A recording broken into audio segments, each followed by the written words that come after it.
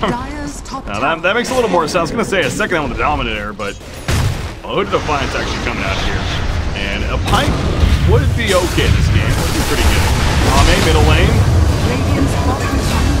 Oh, he gets killed, but the Death Ward finishes off Leshrac, so an eye for an eye there. And look at that bounty for Witch Doctor, 578. Going the way of Witch Doctor. Somnus, 40 middle, top lane even. Salar, though, he was nearby, but now it's Chalice as well. Primal Split, they're gonna catch Yang. And the throw up into Lycan, actually, from the Storm Brule, and they purge him on down. DDC is also in the area, though. Has his Screen Scream? No, he does not. Puts a Nightmare up, though, on the Somnus. The auto attack to finish the job on him. So again, Somnus going a little bit too deep and too much lockdown to deal with. So he falls yet again. Witch Doctor. He's now running back. The heal's just enough to keep him alive for the time being. Also has 17 wand charges. General can't not find himself here to stop Lycan. Nor can he stop Bane.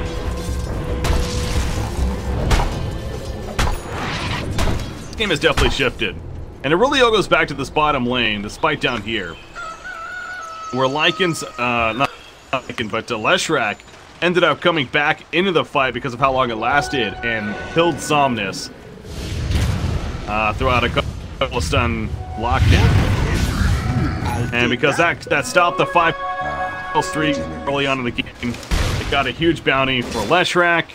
Seemed like it opened up a lot of room for the Radiant side, because now you have the Yule Spin Blink on the way for Leshrac. Lycan also got a lot of open room to work with, and Sylar is definitely making use of that. He almost has his level 3 Necronomicon now. And of course, Storm is, those 4 deaths now, is being delayed a little bit more towards getting that Bloodstone finish. There's actually still a fair amount off. Full soul booster. Now the Arcane decided to split up here. By the way, Chalice is caught. Shapeshift used with the Fiend.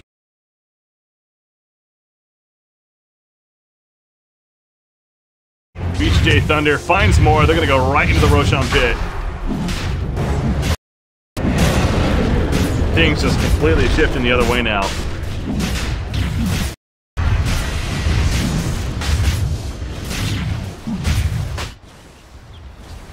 LGD going to try to make a push bottom lane for the time being.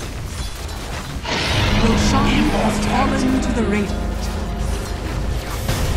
Ame hasn't been able to make too much use of that blink just yet, and here come the TPs now, so Freeze picks up the Aegis, and they are going to catch it fly. Somnus at least will escape. Nature's Prophet, he's dead. To your elements.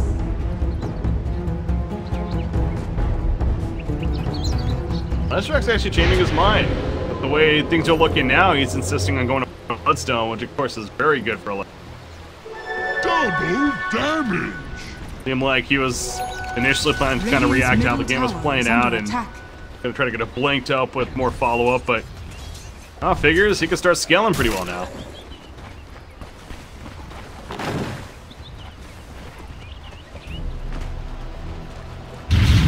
Tanking has his own blink.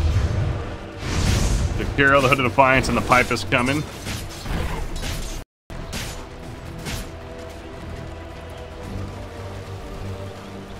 Radiant's top tower is under attack.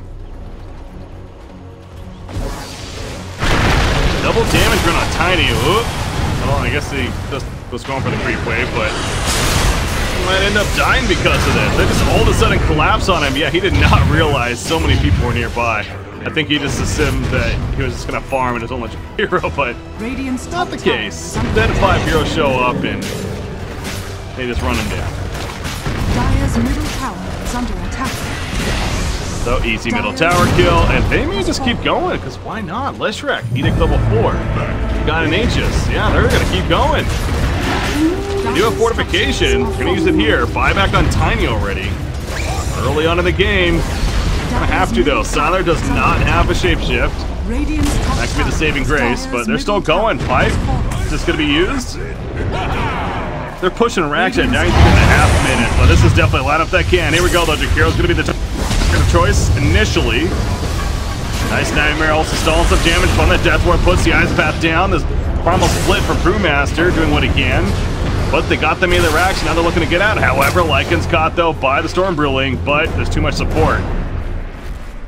Our team does not want to overcommit. Meanwhile, the top lane, FY was pushing it in this whole time. Back to the middle, Sylar. Ice Bath trying to help keep him alive once again. Matha is up. Too much distance, though. Unless Tiny can catch up, and it doesn't look like it. Great retreat coming out from the Radiant side, and actually, he went too deep. He's caught by the Yoles. The split that's he put down. Chalice goes in with a Thunderclap, but he's going to be Fiend's Grip now. The cask eventually comes out to stop it. But already, damage is done. Tiny's fallen, and now they're running after more. Shapeshift ready to go once again for Sylar. He's hunting for Chalice. He's not going to be able to get that blink off. Too many attacks happening. Fiend ran out. Thunderclap's not going to save him. It's just looking ugly now for LGD.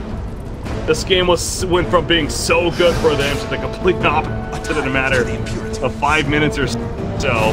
But definitely credit to VJ Thunder because of that. Things just really started connecting. Now a 7,000 net worth lead. Look at this dip just going in the other way completely.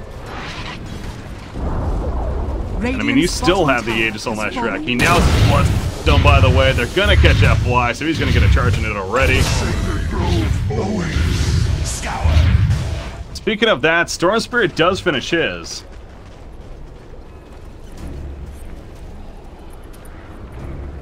Right now, he's the only one that's doing any bit of progress. Again, Tiny can really do much with the Blink Dagger that he picked up. And same thing with Chalice, really. He got the Blink Dagger and barely able to get much out of it.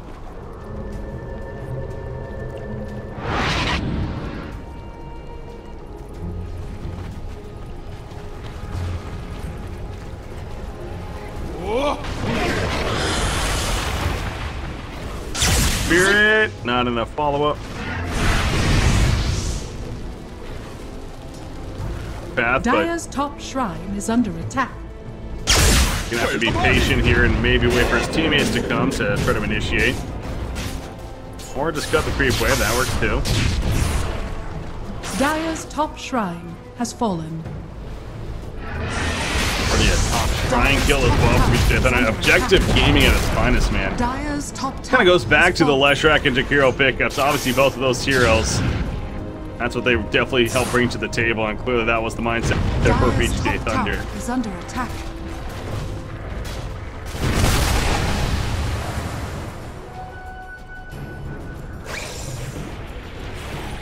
Top tier 3 already dropping a half-life before LGD gets enough numbers back to the Radiant side to fall back for now. There's a smoke play from LGD for a pick. Bottom currently.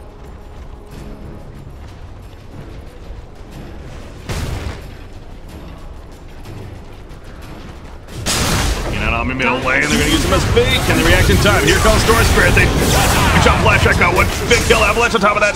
They get the kill, 4-kill streak stopper. Almi getting for it. Macrofire on top of the ice path. Not really hitting anybody though.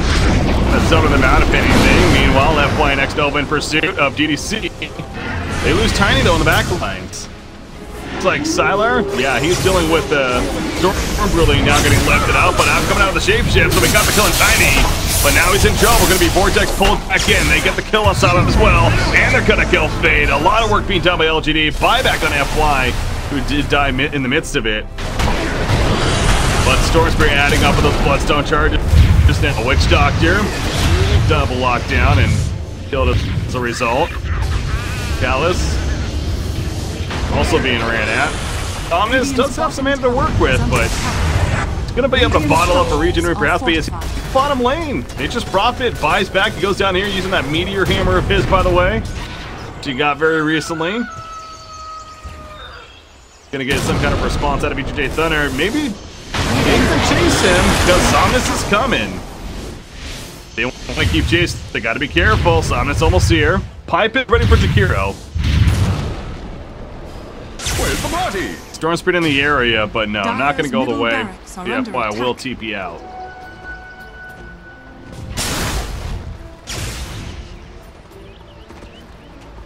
Alright, so that fight there for the Dire side. Ended up working out pretty well. They lose Tiny in the end, but obviously the bait plays out in their favor. Name's getting close to a BKB, which of course is very key against this Radiant lineup.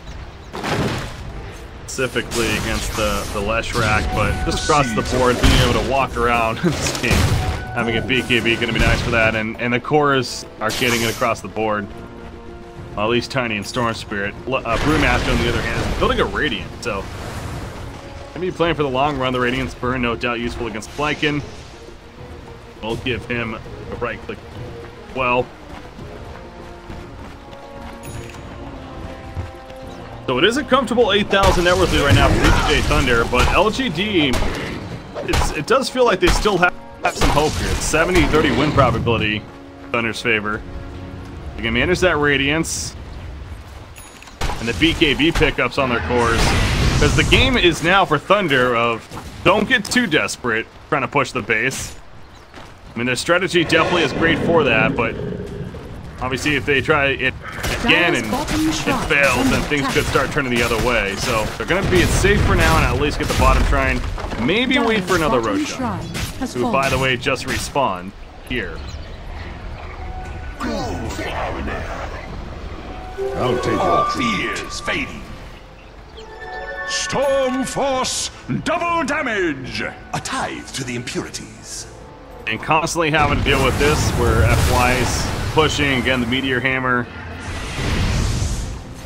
The Wrath of Nature there. See, the creep wave push, the Treants as well, so once again, Radiant team having to get back, and Leshrac, well, cleared out. He's working on its own BKB. Vision going.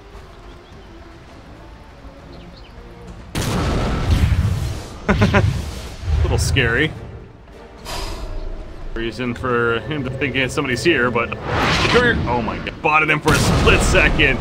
Now, I think it's safe to say they know a ward. He's actually got the gem on the courier.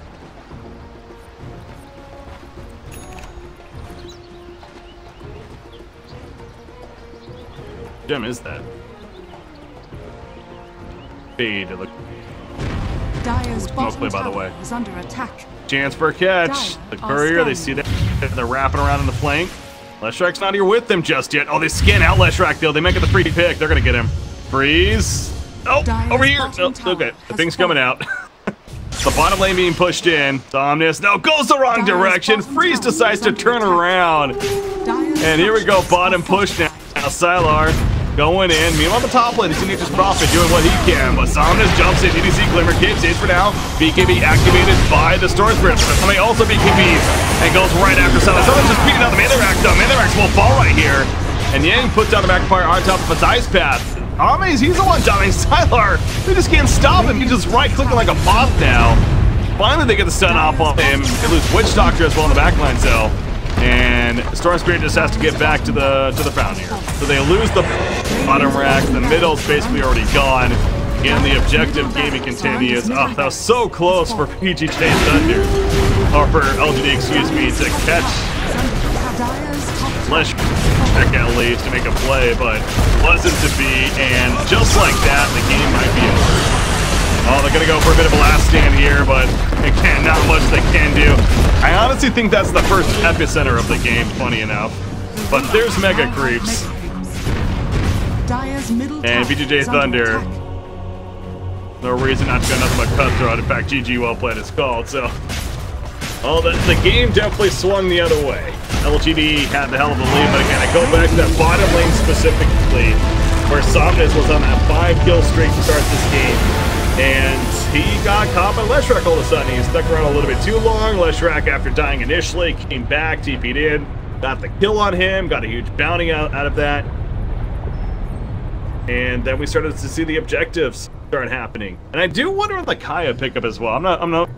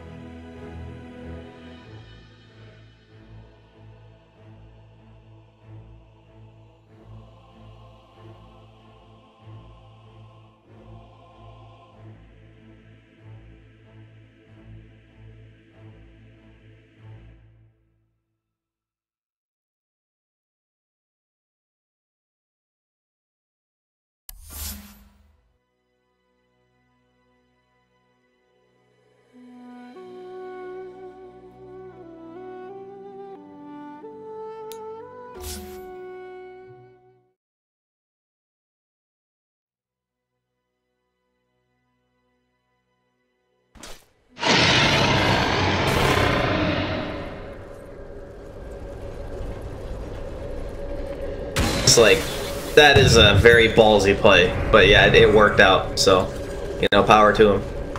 Hey. All right, so we talked about the Doom on the Death Prophet being one of the top things. Is there any other, like, big moments that we need to watch out for as far as, like, things that have to happen for Radiant to win a fight? How do they win a fight?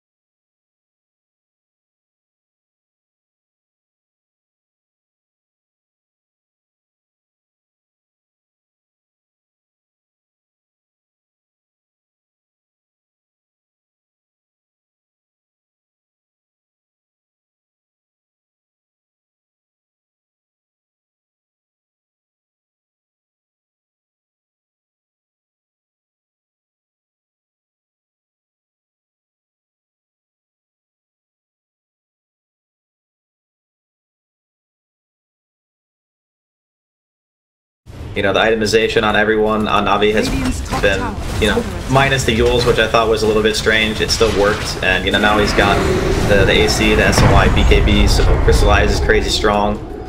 Just, yeah, everything on Navi seemingly coming together at the moment. And you can see how tentative SM even are to just freaking leave their side of the map. Yeah. They're really, really scared. Yeah, and just... It's like the map has chickenpox. Like, look at how many freaking sentries there are everywhere. Like, this is the hallmark of good supports and making sure that you maintain that map control. That's what you do. People in pubs just say, I don't want to buy, you know, more than a couple sentries. No, you buy like 100 damn sentries and you place them everywhere. Vision is super important. Yeah, and then they can also see, like, if the Venge happens to run by one of them, you could potentially take it down and just destroy all that momentum. There are a couple of wards around the map right now for the Radiant, but they're not really in a position where it's scouting out much of the Dire, and Evil Scepter again. Razor is not going to get initiated upon. And with that, it looks like it's instead going to be the Disruptor that goes down, and Dendi still hitting away at them here as he got initiated on, but they did not know what they were coming after as more go in their direction. The Stomp, they're able to find the Venge. Oh god, they don't hit the hook shot though, but the Cogs push back onto 2, and now that's going to be ET dead. Most likely this Venge is going to die a second time. Popping that ulti, but the BKB comes out. Now the walk away, and the Static Storm it down, but it doesn't really...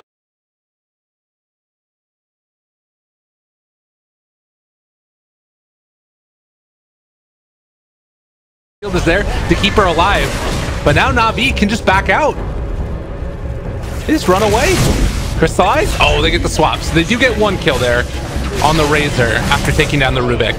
But the rest of Na'Vi running away and looking like they should be able to get out of there. Yules Scepter, General, still trying to live. Has his own Yules and just walking away. Yeah, that's... I mean, the fight obviously was a little bit more awkward for Na'Vi that time around just because the initiation was Dendi getting caught. But you see the effect of when the Infernal Blade goes off, if you just throw the shield on him, it's not just that you're blocking 200 damage, it's that you're stopping 20% of the DP's max health from being taken away, in addition to giving him that shield too. That's why it's so important for the Abbot to be there. You either need to load up the DP or you need to shield her, otherwise that Infernal Blade is just going to eat you alive. And that's what makes the position for Doom.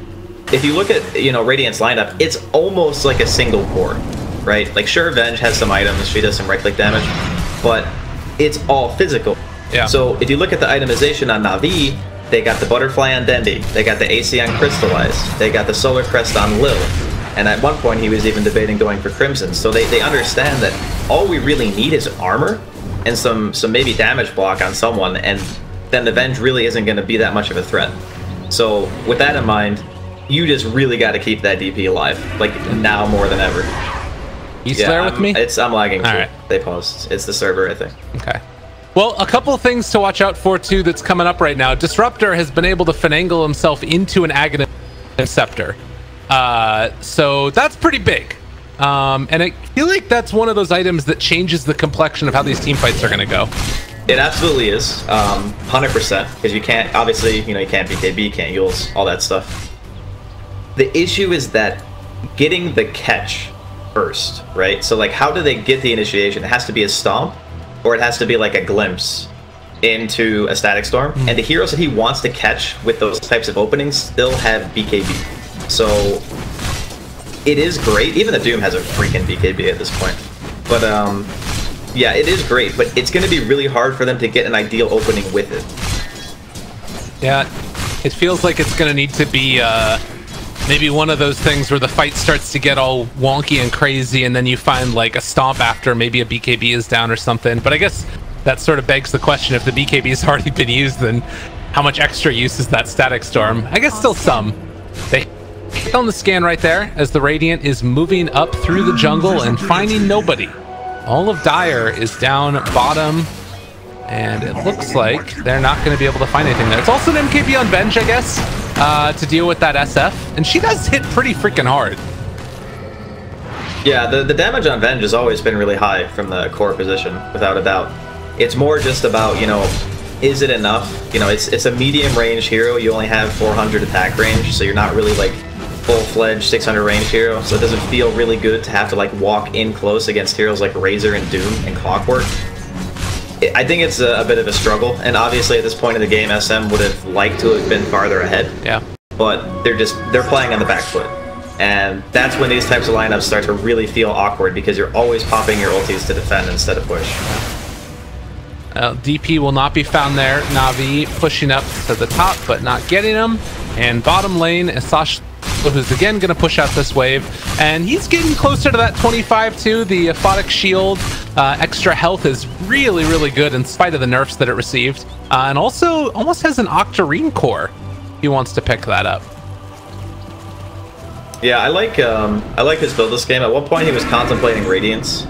I think that would have been like okay if you wanted to play more of the side lane game. But when push comes to shove, you're going to have to take a team fight, you know, against Navi's lineup to win. Because they're not just going to let you rat them to death. It's just not going to happen, so... Oh, swap into Static Storm. That's a nice play. Nice. And now the turnaround swap. Oh, Rubik! He made the play!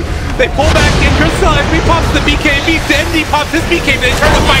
Sashlow, are they going to be able to bring him down the 4th step away? Doom is there onto DP, but the Ghost is still going. They're trying to take him down low, and Crystallize almost dead. Yule Scepter staying alive just barely, and he is eventually going to fall. Death Prophet is still living. Now the walk away. Static Storm, rather Kinetic Field is still down. It's catching these heroes, but do they have the damage that they need? Dendi trying to run. The blink out. The Doom is worn off as Dendi trying to get ran down here, but they able to escape. He just walked away from him. Dude, LeBron Dota God. That was...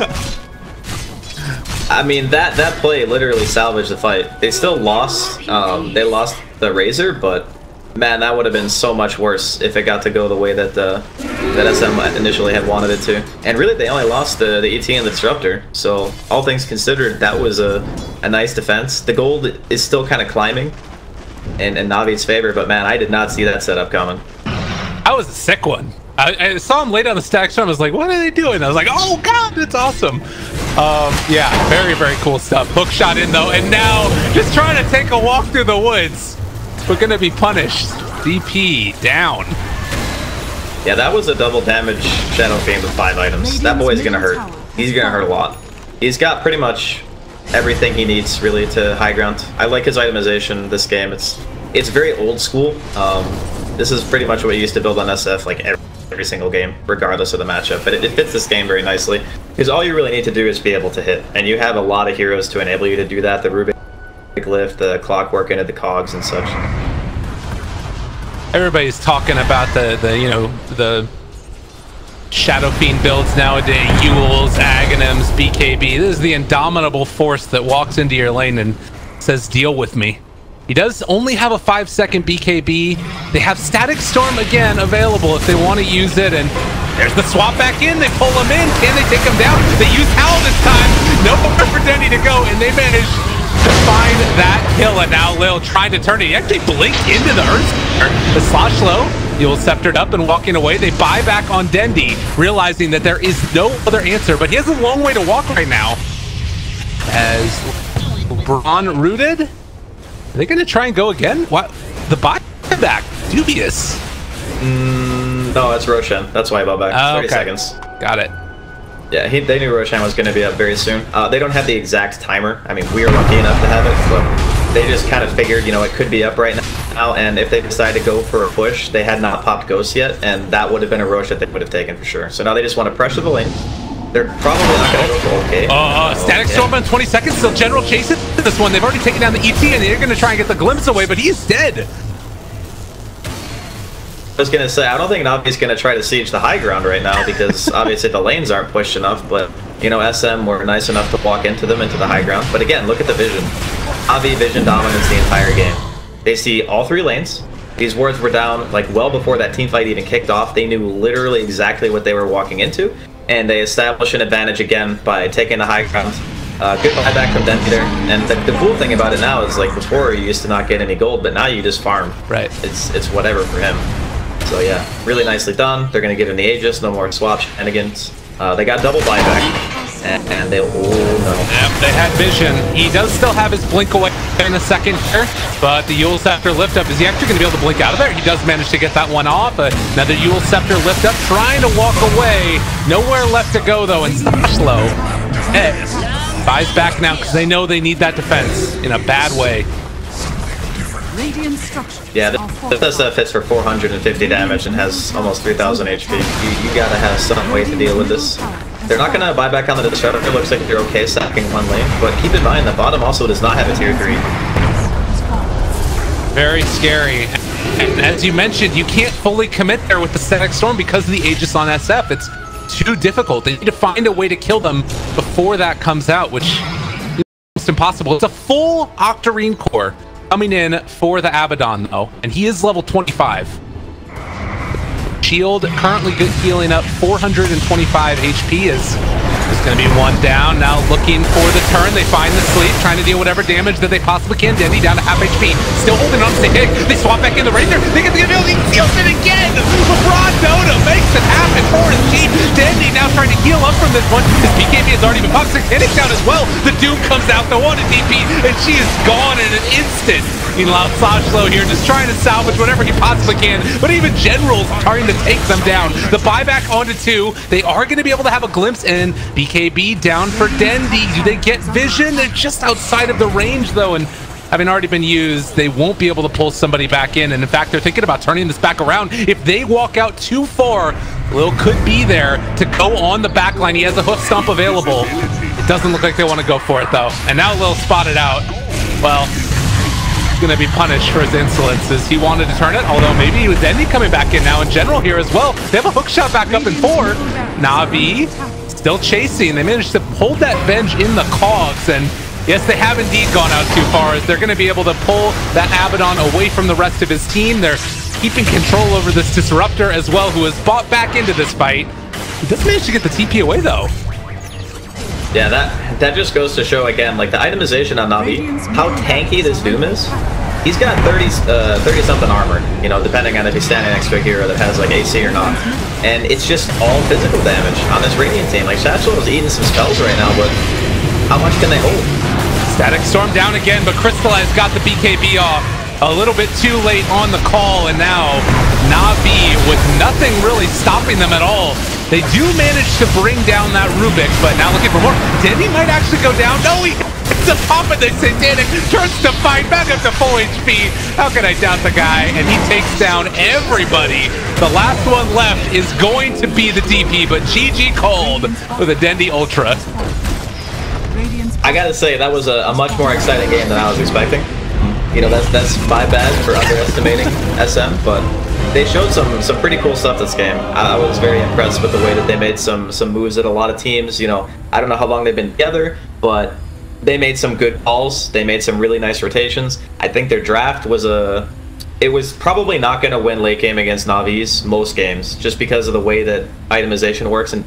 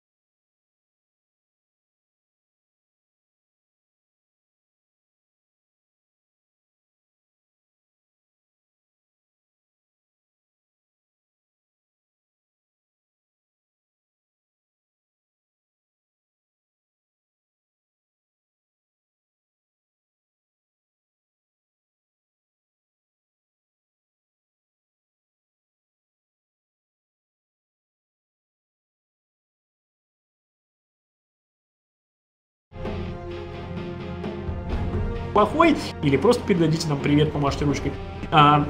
Все это принимается. Ну и также в чате тоже можете оставить свое мнение, мы его периодически читаем. Ну, а теперь...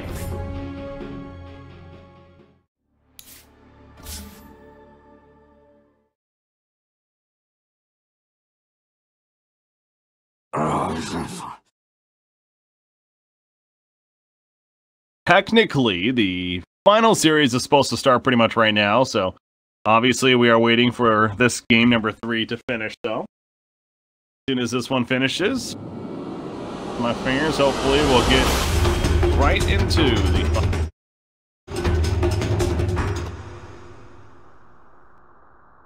But first we need to find out which team will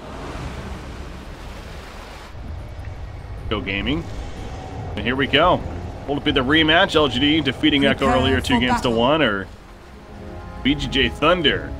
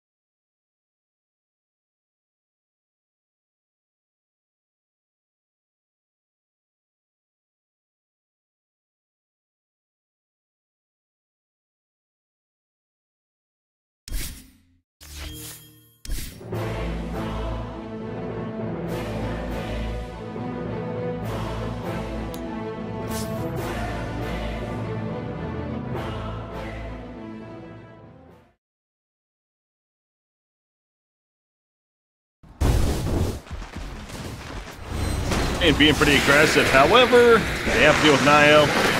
Not easy. With the Dark Will, the Bramble Maze catches.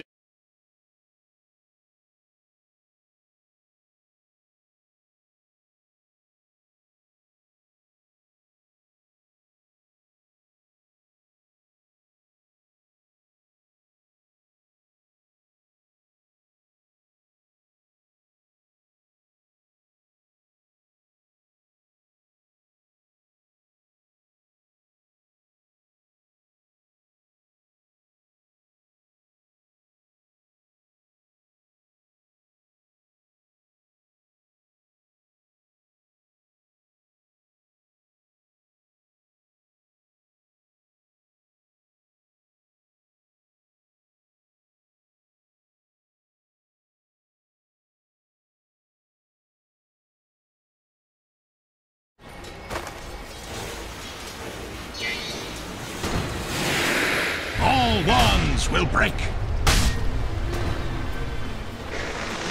Nuh-uh. Dang, putting up the repel to avoid the humping missile. Man, this is low once again, but Freeze is fairly low himself too, so. That second point in the Grief Chill. Now, so feeling good again. 2-minute bounty rune. I will pick it up. Bottle it up even. Better value. To go get the other one, it looks like.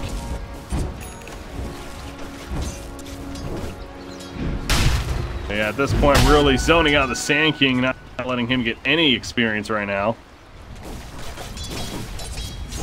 Simply wants his boots.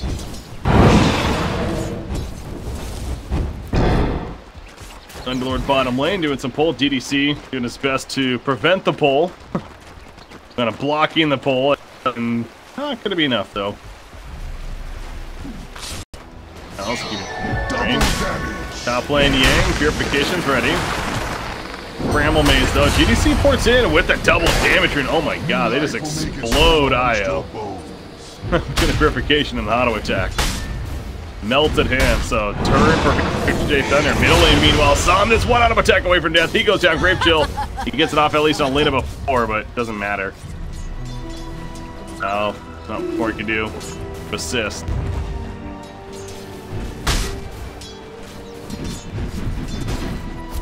Now looking at that 3-1 start in favor of the Radiant side. Meanwhile, Phantom Assassins having a very good time bottom lane. 22-11.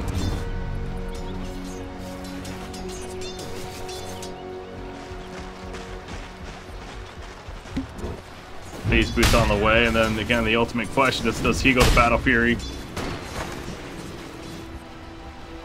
Radiant structures are fortified. Be something different. With me. Crowns up, nice repel though. Yang, Purification. Up several heroes, that fly kills the damage. He's gonna save up for the time being. Ame, rock barrage in the face of DDC, has that black cannon now, looking to kill. I'll tethers back in, but he tethers into death. Got a little bit too close for comfort. However, double kill already kicked in for Ame, and he wants to make it a hat trick actually. Gonna run after Yang, but not enough. So, yeah, Io almost sacrificing himself, but just to make sure to keep Ame alive, as Nature's Prophet gonna TP to the middle lane. Now Io's here though with Somnus, and Freeze turning his attention to the Io. Gonna miss with the LSA though. Somnus, Grave Chills up at that Soul Assumption. However, Io is picked off, and now Freeze running pops the Sal. He's good for now. Somnus cannot run up to him. Gonna be cut off though by X-Nova. Puts down the Bramble Maze. Freeze will manage to avoid it though, but the Grave Chill again, allowing him to run at him pretty efficiently. But I don't think Somnus is gonna get this kill. Yeah, right now that Soul Assumption is not gonna do the most damage, and Freeze will just keep running, and see, Visage doesn't want to waste too much time. Good getaway. And Io with the right idea, but it's third death already. Top lane, Ame is in trouble again, but managed to live with the use of the magic funds. Back.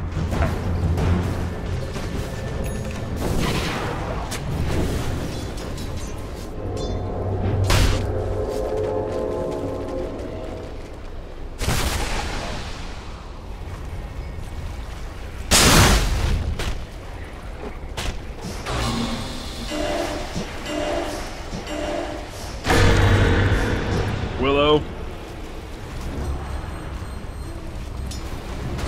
going back and forth.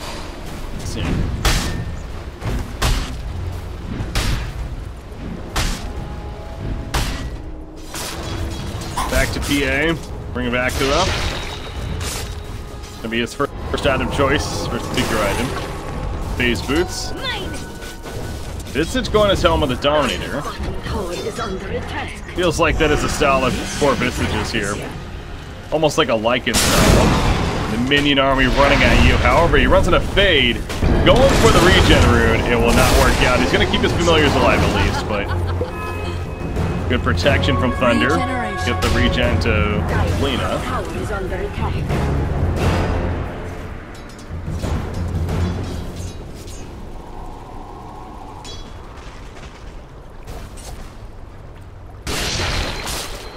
Underlord's not doing the best either himself. His levels aren't the greatest. He's a whole level behind the Omni Knight, and his farm's only 17-1 right now. Obviously, again, it goes back to P. He's getting pretty farm here, so the highest impact just yet. Ooh, one of the familiars gets killed on this micro.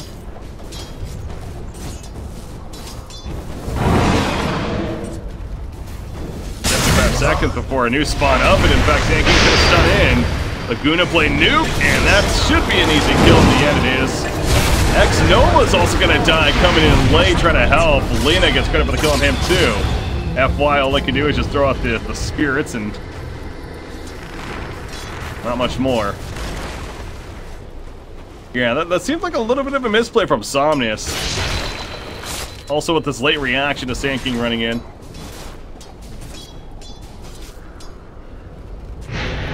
Lena feeling very good now.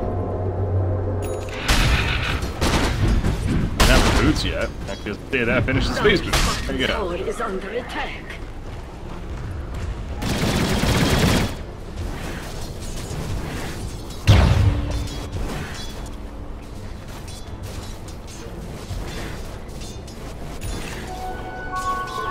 Oh, I'm not going to be expecting this.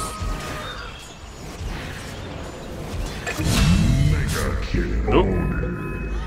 That was Nova getting picked off over here. Tower is under attack. Lena and Sand King moving together.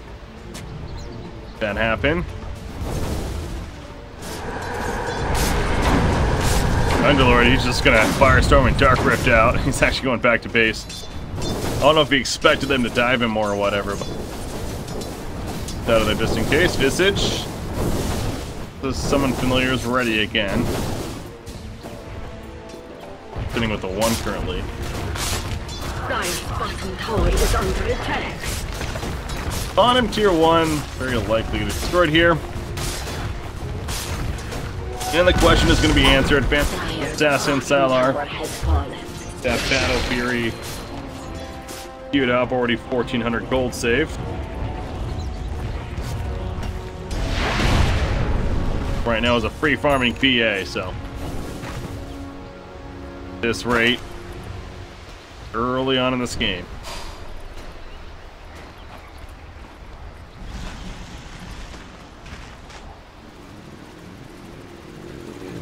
Gyrocopter is gonna look like he wants to get the side gunner first. He's gonna go right into the axe. He's gonna feel ripped at the middle lane also because they jump on a bit. Once again, Owl's here though with the tether. Heal Zane. Falling back. You see Laguna Blade already coming out. Ame felt that damage. Can Isle save him? Sand King goes down, committing for it. They do kill Ame though. On the Gyrocopter. So far, 1 for 1, benefiting Thunder. And look at the crit from Sylar. Almost half life already of Dark Will as he goes in right here. In the back lines though, F-Fly and Somnus push them out. Yang, he stays alive for the time being. Lena, not so much though. Yang's on the run still. Throws on Purification, healing up himself. F-Fly trying to deal with Sylar the best he can. Which is simply trying to walk away. Fate comes in late after his resurrection with the stun. Child's barely stayed alive, but Sylar will finish the job with a triple kill. Attention now for more. Another heal from Yang to keep himself alive. Puts the repel up as he goes down though, but a big crit again coming out. Ultra kill for Sylar and Somnus. Standing his ground with that the Gravekeeper's cloak, and PA has to respect that. Backs off. So LGD numbers-wise, not the worst for them.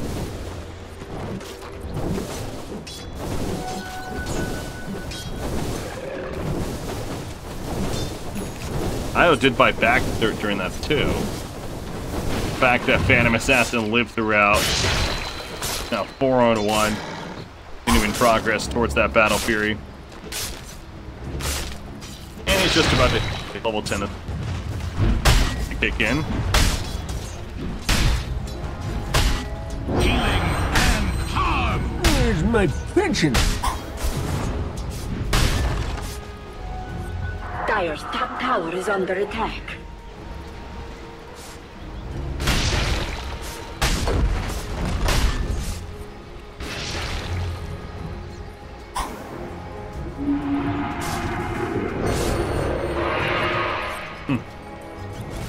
Dire's top tower is under attack.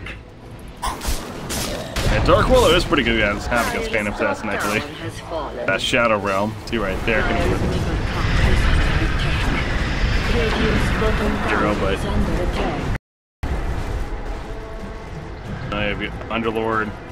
His snorkel's definitely keeping you. Tower is under attack. Arcane Boot really on him so far. Trying to finish out a Defiance.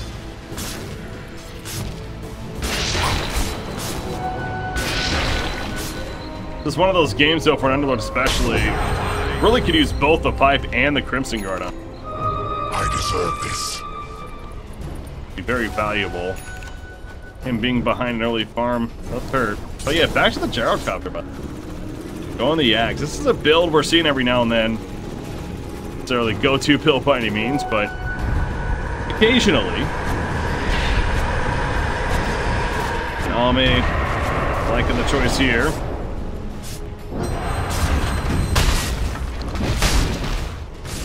Try to get out some assist, some early damage.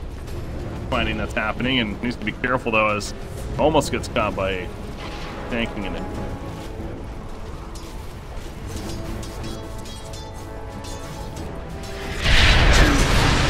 Well, the Bells, 3 heroes, called out on top of that. GPN Thunder though, now running away. The familiar stuns though, they get the kill on to Nature's Prophet. They locked in on that as well. Take him out. Lena's now caught further. You see in the backlines, X-Nova will finish the job with a Shadow Realm auto attack. Big fight for LGD there. In the 3, they did not have Phantom Assassin really with them. He was busy in the middle lane farming, trying to finish that Battle Fury again. Radiant's middle tower is under attack.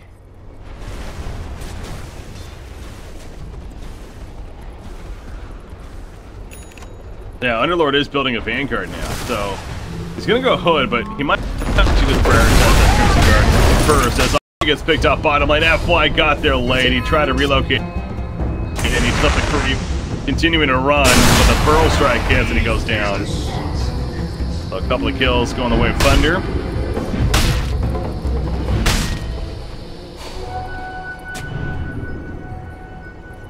But we now have a Battle Fury online for Phantom Assassin. 14 minutes in. Phase boost Aquila Battle Fury. Not too shabby. Pretty good.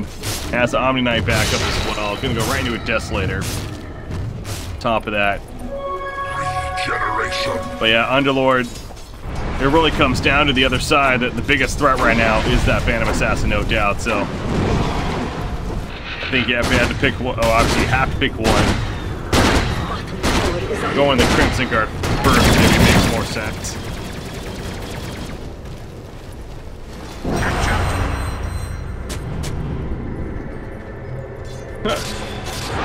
Get TP's in. Oh, we got caught by the orbs, but catch them in time. They did have a sentry though.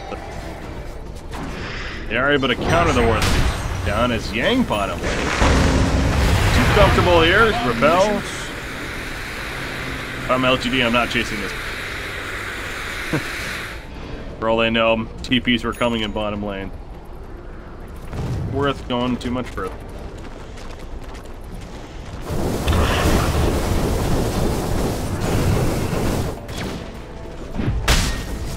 Healing and harm.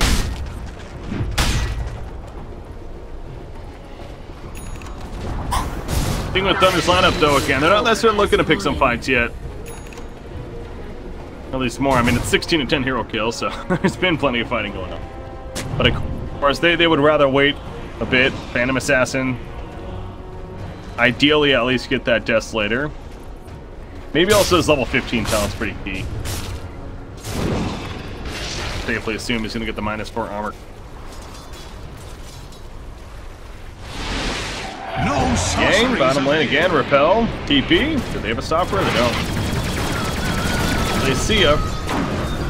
So he draws a lot of attention. TP out easily. The Dire scans them in. Roshan, meanwhile, but can they even get here in time? I mean, it is happening so quickly. That medallion up. And the answer is no. They're going to easily kill Roshan, give the agent this PA, but they have to make a play. He blinks away, so they're not going to go in. I thought we might have seen Thunder look to make a play there, go in, but no, instead he just gets back in, so they successfully claim the Aegis.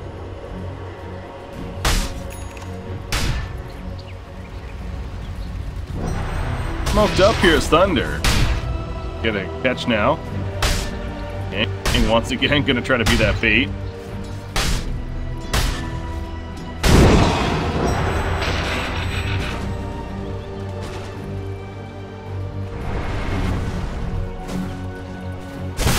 Uproot and after them.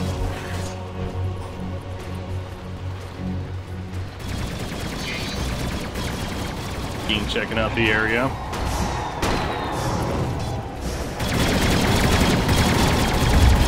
Meanwhile, LGD trying to recover on farm, and the Gyro finished that axe on him, which is actually just about there. They do smoke up as 5 though. Can they get? Oh, PA would be big. Not gonna catch up to him though. He's a little bit too fast. Meanwhile, bottom tower being beat down. I heard Dark Rift coming in maybe to relocate as well. They're gonna get Nature's Prophet. But Yang, he'll just easily walk away. So considering all of that, only to lose your Nature's Prophet, who's on the bottom of your net worth list, to a full 5-man rotation, I think you're fine. Yeah, up here again, Lena's picking up more farm. Who, by the way, we've been so focused on PA. Lena's honestly been doing pretty good herself. It's just PA is just that much better in this game right now. But yeah, she has her Yule. She's going to go Blink next even. And then worrying about the Bloodstone after. But of course, PA is the one that's dealing all the damage here. Majority of it right now. She could be more of the catch. Set up, set get. But PA has this Desolator finish now. That with the -4 armor corruption, all of a sudden, his damage just got amped so much. Lena top lane. That blink though. TP familiars? Not in time. And now bottom lane again. Team pushing in. Back Chalice, he's gonna get caught here at that Vanguard. Remember when I said Phantom Assassin's gonna be hitting hard? Yeah. 900 damage in one hit, no big deal. The bottom tower has fallen. One go, two goes down. This Phantom Assassin. This is one of those feels good games if you're a PA now. Especially. This hero's so fun to play when you get this early to start, especially. Seller's having a blast right now. LGD not so much. They do have an Axo and Gyrocopter. Radiant's top tower is under attack. So his damage output right now is alright. Radiant structures are fortified. The Radiant's top tower is under attack. Well, that's yet another tier 2 tower going down. So it's just the top tier 2 that stands here for the dire side. Over here, the familiars just keeping action busy. Visage has Solar Crest finish, but with that Helm of the Dominator, it'll land. Gonna go in on a Gyrocopter and see ya. No crits even needed. Gyrocopter just takes a Laguna Blade to the face. Dies shortly after. So VGJ Thunder now just choking them out. They're gonna see the relocate here as well. Catch that fly, and you can just tell it's all Thunder here. LGD has just lost any kind of momentum they had in after the first game of the series. And it's like clockwork now for VGJ Thunder. Tower is under attack. And as far as the comeback potential, I mean, what is it? I don't know. There's another big crit on an Underlord. The Repel prevents the Terrorize on him. And now he's going to go for Somnus as well, because why not? Oh, the double stun. Well, maybe this is why. Sylar's in trouble. He is dropping. Guardian Angel will save for now. Remember, he has mages despite this, but they don't want to waste it. They keep him alive. So, not enough damage to actually take out Visage there in the end. That Grave Creeper's cloak and everything else keeping him alive, but instead they'll just turn their attention to that tier 2 top and finish the job there. And you have to remind yourself that we are only 21.5 minutes into this game. The Aegis is reclaimed. Look at that win probability. I believe it.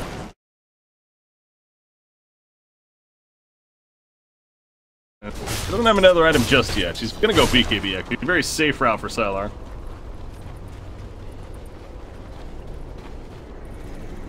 Next, against this dire team. You know, already having a repel. I'm figuring maybe something like a butterfly could. Time.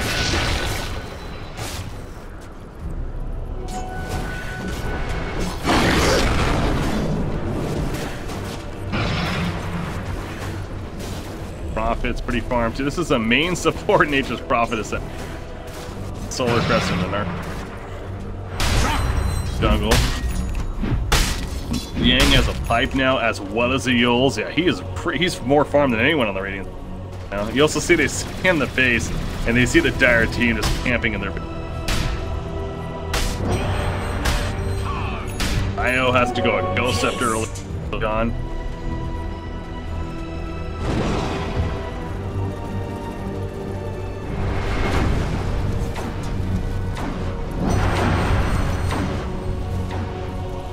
Alice, he's looking for, excuse me, Fade is looking for somebody to catch. We'll catch Somnus up here. The dagger forward. Here come the hits from Phantom Assassin. Not the most just yet. Somnus still alive. The tether up. Healing him for now. Sylar, BKB committed. Not going to be enough. He decides to fall back. So, yeah, they can't necessarily burst down the Visage. That is the toughest target to take down, especially with the IO tether. A relocate helps to keep him alive. So, Alarm, BKB use number 1 in the books. Then we'll reset, farm some more, wait for another use of BKB, I'm sure. Dire's top tower is under attack. Going out a little bit here.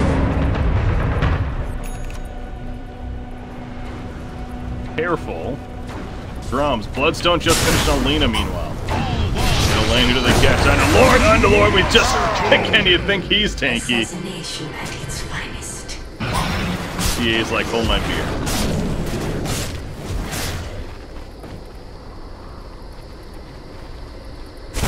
Warriors of the wood.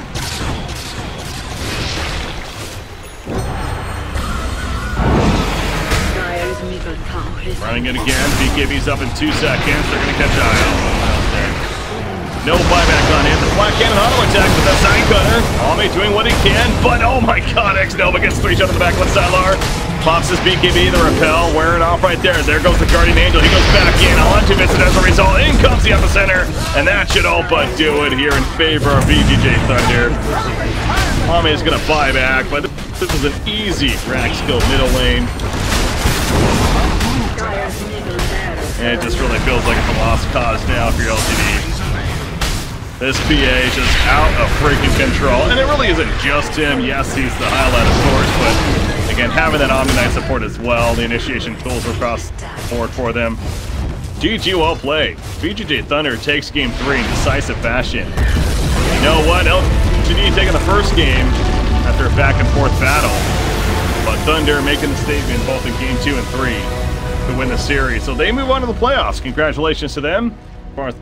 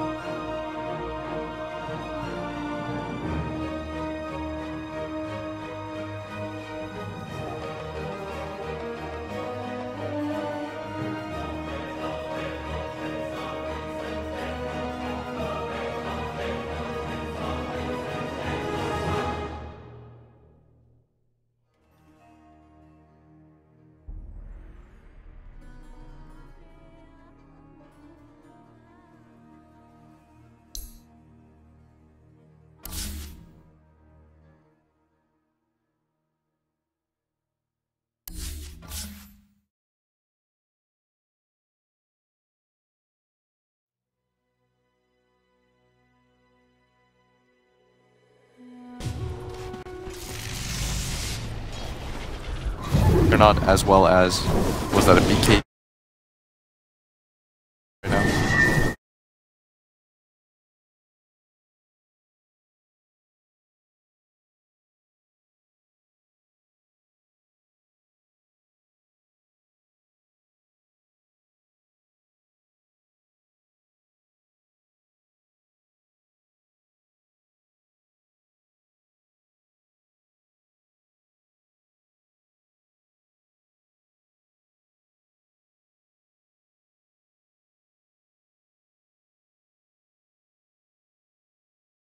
He's going to be slowed down. Ooh, what is this paralyzing cast? But here comes the Brewmaster. Luke going to be able to disrupt everything. Managed to get off the spin. And now Dubu stuck in no man's land. Going to be slowed down by the Stupid Siphon. Looking for the kill on the Febby maybe. They're actually killing all these Brewmaster Pandas. They're going to kill the last one. That's going to be the Earth Panda. He goes down. 2 kills so far. 4 Immortals looking for a third. As Stomp goes down. SCC pops the BKB. Aeon Disc. And here comes that Epicenter. Able to blow up at least the Beastmaster. But it's Roya. He's the important one. Drops his bomb. Able to make sure the Sand King goes down. Double silence.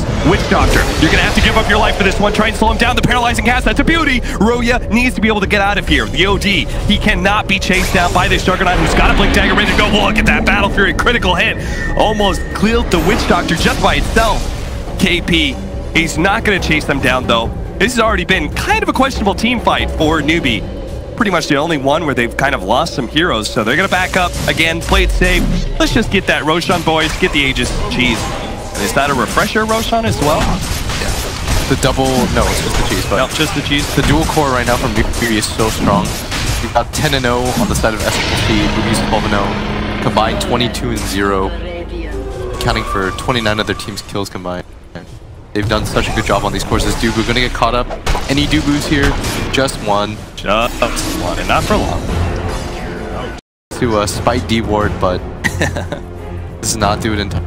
And now this top lane is open for the tanking. Everyone just buying Aeon Disc now on the side of Newbie, countering out that Beastmaster War, which hasn't even been really a threat, really, as Velo. That pretty much encapsulizes all of Velo this game. Not much of a threat. Nullifier soon for Mugi, so he can blink, Nullifier, Omni Slash somebody if he wants.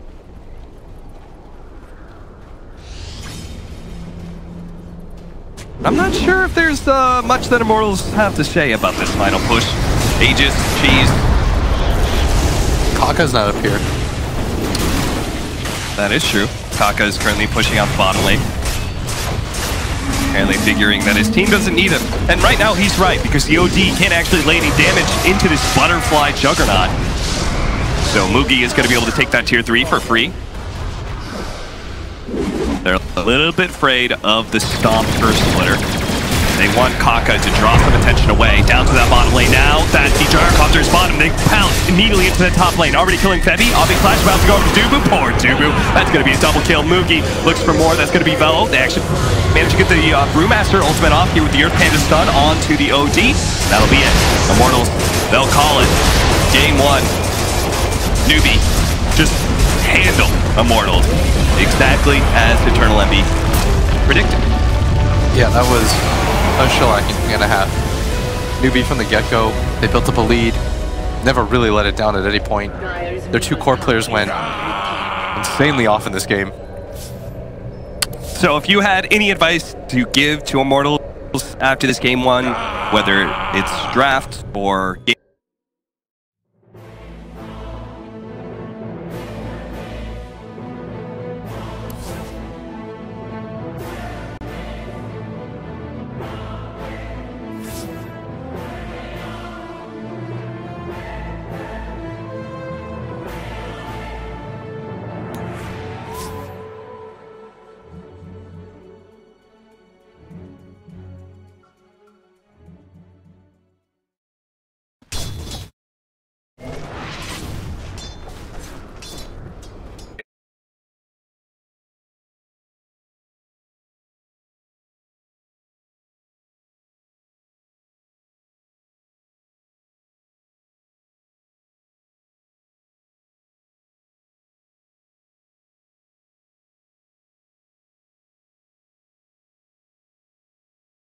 in the pit of malice, and he is gone in an instant.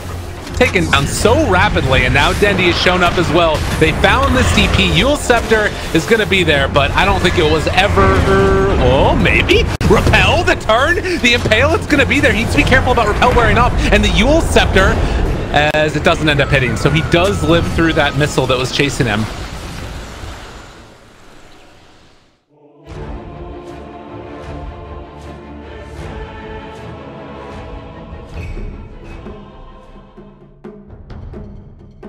Seconds remaining. entire team ban. Oh, Cap. Yeah. It was just a wonderful play. Pressed R. Great R and presser. live, right? Eternal Envious. PL, meanwhile, just turns up and goes and just starts taking all your mana and killing you, and you're slow, and it's horrible. And you've just got that to deal with as well. And he's as hard to kill as we, if not harder. Once he got his heart, he was never going to die. And they only had silences. They didn't even had a good stun. There was a lack of stuns. Yeah. Puck also isn't great on burst damage right now. A lot slower than she used to be because of the fact that Dream Coil doesn't give you initial 100 damage. That doesn't sound like a lot, but level 7, level 8, when you're looking to be able to get those burst kills, is actually decent. It makes a difference. Chen ban. Chen ban. OG on the Radiant side this time, by the way. Yep. I think it's funny, Snith is here, and he's a well-known Chen spammer. And he was trying to tell me that Chen isn't the most overpowered support right now, which I vehemently disagreed with him. He's saying that because he doesn't want to. I was going to say, you know, I appreciate that he says that because, you know, he needs to protect his own hero, you got that sheepish smile. Yeah. He was like, does he think yeah, is you're then? right, but, you know, I don't want it to get nerfed. Yeah. Sure, he's enjoying the MMR. I mean, the problem is he's one of those heroes. I know that because of the way the game is balanced around the pro scene, if Chen is doing well in the pro scene, he will get nerfed. Yep. But he's still like the rarest hero to see in Pub Dota. At lower brackets, definitely, just never see him. Elder Titan and Earth Spirit, it makes good bans. It's because it involves some microing. It's just, Jesus, the worst microing. Ever. So they've actually banned Death Prophet. But there's Jerax's Earth Spirit ban, which is just a no-brainer. Well, this time around, Fnatic I think we talked about this earlier, right? Is that if Gyrocopter or Death Prophet or maybe Razor, I feel like Razor was probably like 2 months ago more important for them than it is now. Why is the Death Prophet so big? Because it's a hard to gank lane because of Spirit Siphon. You see how many times like you run 2 or 3 heroes, Death Prophet mid, she Spirit Siphons and survives because of it. She also has really good kill power against the enemy heroes as well because of it. Like one support or Spirit or Tusk or something comes in. Yeah, you just Spirit Siphon.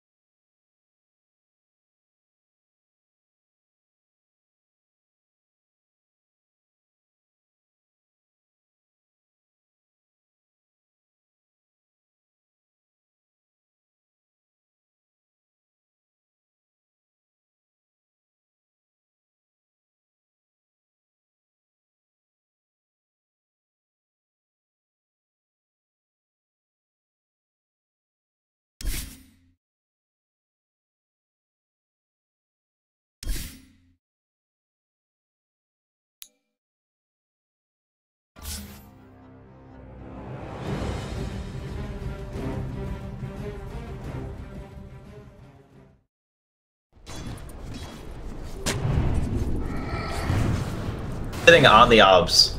Okay. He's waiting for it. He knows it's going to be coming back this way, but Vendetta's going to wear off, and now he can't do it anymore. It's nice just to give the information, though, knowing where the heroes are. They see General. Put a Malice down.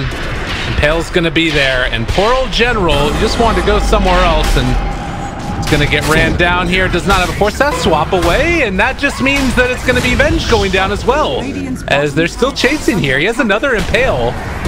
General gets stunned, but they're not even going to worry about it. He actually doesn't have a TP. They're going mid.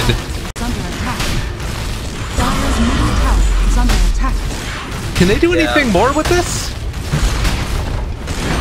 Denny needs to be mid right now if they're gonna defend. Like the tier 2 is obviously dead already, but I think they want him to be mid right now. Like there should be a march. They don't have Underlord. Yeah, he did. Oh, he didn't even. Starker's up in 5. Okay, so he'll be here. All right. Well, a tower is starting to fall already, and Glyph already used. This is going to be a dead tier 3 tower, and possibly more, depending upon how this all ends up working out. There's going to be the used pullback in. Now the Impale is there, so they end up losing the Nyx Assassin. Navi still taking some damage, but fine. That was a lot of damage from the reflection. They are super okay with that SM. They get to tier 3. They're going to be able to take out both shrines now, establish even more control. And this is the problem when you're playing against a position 4 Nyx, is you do have to still commit sentries for him. That's like one of the biggest strengths of the hero, is that if you do not buy sentries, spot your heroes, you're going to get picked, you know, you're going to maybe lose even your Luna at this point, because, you know, Crystallize is going for the BKB, but he doesn't quite have it just yet, so he still has to play, you know, safe, and he's farming under a Radiant Ward right now, so this is getting very bad very quickly for Navi. So if you're Navi, how do you need to take these fights then? Like, obviously pressure is going to come, and you can see Crystallize being spotted here. Outside of like placing a lot of sentry wards, what's the key target to take down? I think more than anything, it's just that the way that Navi's team wanted to function is they wanted to play like a more farm-oriented game and rely heavily on strong lanes, which they kind of did have, but they just got dismantled by like the movement so far of SM, and they keep losing these heroes. And again, Crystallize is spotted because he's got a Nyx on his head, and he can't TP either. It's just on cooldown, so he's just dead. I mean, this has literally been the story the entire game. The SM are moving around the map with a handful of heroes, and even though Navi have a good amount of vision now, you know, that ward that's placed by the Roshan pit wasn't there a couple of seconds ago, and they knew where the Crystallize was because they had that ward that hasn't been de-warded yet in the jungle. Yeah. So they saw his movement, they telegraphed it, you know, killed him. And Navi, they can't really start fights. So if you can't start a fight and you're behind, how do you recover, right? You try to do farming, but when you're farming against the Nyx, you're getting picked. So I can answer your question. If I knew the answer, I would probably be playing. There's absolutely a great answer, is there? You can try it for the 5-man gambit. That's the one thing they can try. Yeah. But ultimately, their best way to win a fight, hands down, is defending the high ground. Okay. That's like the best chance they have of winning the engagement. Because if they fight out in the open, like look at this DP. She's got Pipe, Blink, Yules. She's gonna be making her way towards armor items. The Omni's even more farmed. Like, oh baby, that is a farmed Omni. He is feeling good about himself. The days of getting out CS are behind him. Swap, but that's going to be an Impale nonetheless. Yules Scepter, LeBron, Dota in trouble as the DP walks forward, daring them to come and try and contest with this, although the reflection is out. My god, he's going to do so much damage. He's gone as well. Luna is almost dead by virtue of that reflection. And now, the buyback from the Tinker, but what are they really even hoping to accomplish to this? Spike Carapace. I think this is just Rax. Well, Navi needs something. They need a miracle, and still have Sunder available. Blink forward from Sasha means that he's just going to be able to blink forward for the hit onto Dendi. It's going to be a dieback. Nowhere left to go. Pulled inside the base. It doesn't end up mattering. And the Sunder comes out. The turn on to Crystallize. They do manage to bring down that Terrorblade, but it's still a big win for the Radiant in spite of the overextension. They'll easily take the dieback. Like that Tinker has 9,000 net worth. Oh god. 25-minute game. That is probably one of the poorest Tinkers I've ever seen in my life. It is we'll say it's struggle. Yeah. That's the word we'll use. All right, they're splitting up right now, thinking about going forward for this Luna, and they're able to find the catch there onto the Nyx Assassin, keeping it back on the Luna. Are they trying to fight this right now? No Tinker available, and they're just losing heroes left, right, and center. They managed to take down the Nyx Assassin, but it's the most Pyrrhic of victories as Crystallize trying to take down this DP. Not going to happen. 3 more dead. General just says, leave me alone. And now Rubik is still in Dark Grip. Don't know if he's going to be able to do anything with that. But nonetheless, holy man, this is completely fallen out of control. Yeah, honestly, like going back to the beginning of the game, I think a lot of the problem is the fact that Navi went aggro. I think if they just had a normal tri-lane with the ET and the Venge and the Luna in the top lane, and they were getting those heroes some experience and farm, then this game would have been probably a lot easier to manage. Because the Luna more or less got sacked. He got left bottom like in a 1v2 a lot of the time, and just not really able to get the farm that he wanted. No one was stacking for him either. Like, you got 2 to 3 heroes on your team that use stacks so well. Yeah. You take away your entire ability to give that economic advantage to your team by going aggro, and they're gonna find Dendi again here. Yeah, the swap away, trying to keep Dendi alive, but he has just not been able to play Dota, and there's gonna be the Guardian Angel out as well. Buyback from the Vengeful Spirit. Double Pit of Malice, rarely seen, but very impactful now, as that he's gonna try and do whatever spam he possibly can. It's so hard to fight into this lineup though, and well, they're starting to burst through that Omni Knife with the BKB, the turnaround. They're running forward. Navi are not able to deal with this damage coming from the Metamorphosis TB. And Malice is down again, so maybe this is actually going to end up working out for them. Okay, Sashlo low and going to die. Have Navi been able to turn it? They take down 2. Now looking for more, but the smoke is going to be there for the escape. And TB still standing tall. He hasn't even gotten to level 20 talent yet. Yeah, that reflection cooldown, oh, that's gonna hurt bad. Especially against a team with a Luna. That's probably the worst feels bad of this entire game, is that with this type of lineup, like, the Luna can kind of outpace and just go for the win if you have really good lanes. But like I said, they kind of sacked Crystallize, so alright. They're going for the YOLO Roche, I guess. This is the play. No. They realized, let's not do this anymore. Dark Rift, pull away. They managed to get everybody out. But they forced out the Omni Knight buyback. It's something. I mean, they forced his buyback, but now they just gave Roche to Radiant. I mean, Dendi looks like he's trying to line up a March here to hit him. General's had enough. I mean, I don't know if I can say I blame him. You know, imagine this is like, you know, obviously it's not a pub game, but imagine it's a pub and General's top lane. He's just like, man, I owned my lane. You guys are noobs. That's basically what's happening right now. As you said, they have one chance, and it is this Roshan, which is rapidly falling to this Radiant team. They're looking for anything at all. The Pit of Malice dropped down for both teams, and now the Eclipse is out as well, but the stolen Eclipse, Yume trying to run. He's still living through that one for the moment as they're starting to deal the damage that they can. Sashlo, Crystallize, they're actually able to bring down the Terrorblade. What? Navi are doing it, and they're able to get it. No, the swap away. The DP ends up taking the Aegis. Oh God, the turn. It is still going to be the DP down. But with everybody else coming in now, and the Pit of Malice dropped onto 3, she's going to try and live through the Eul Scepter. It's looking okay. Navi actually make that work.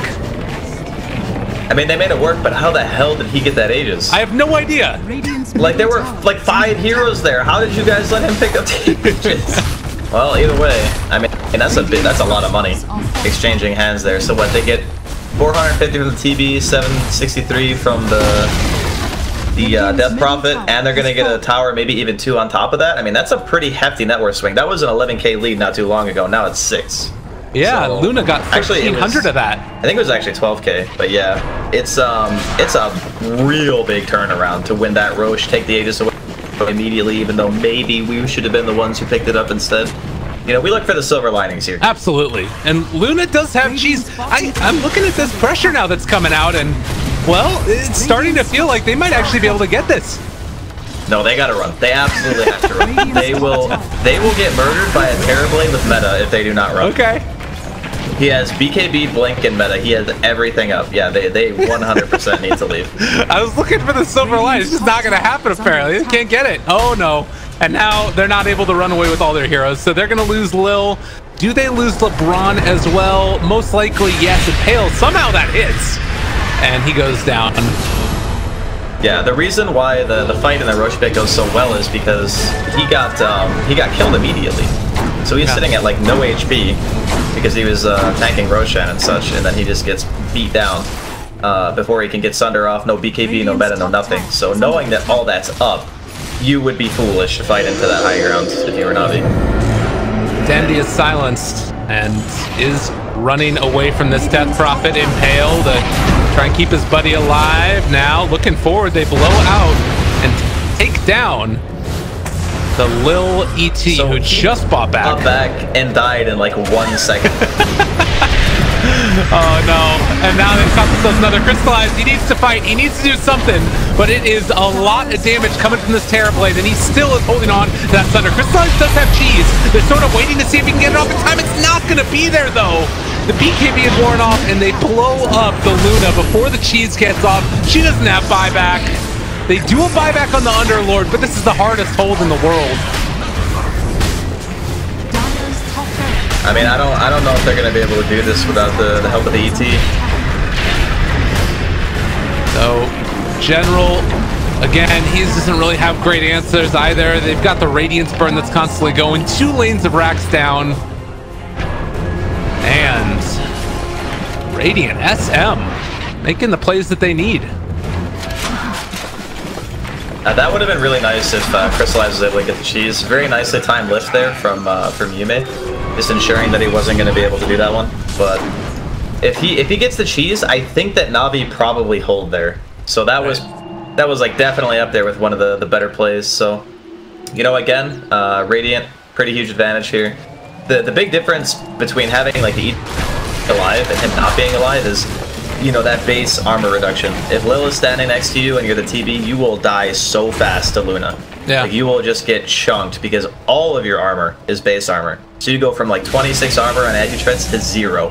That's why he died so fast in Roche, basically. Right. Then again, if you're standing next to Terrorblade and you're ET, you're probably dead anyways.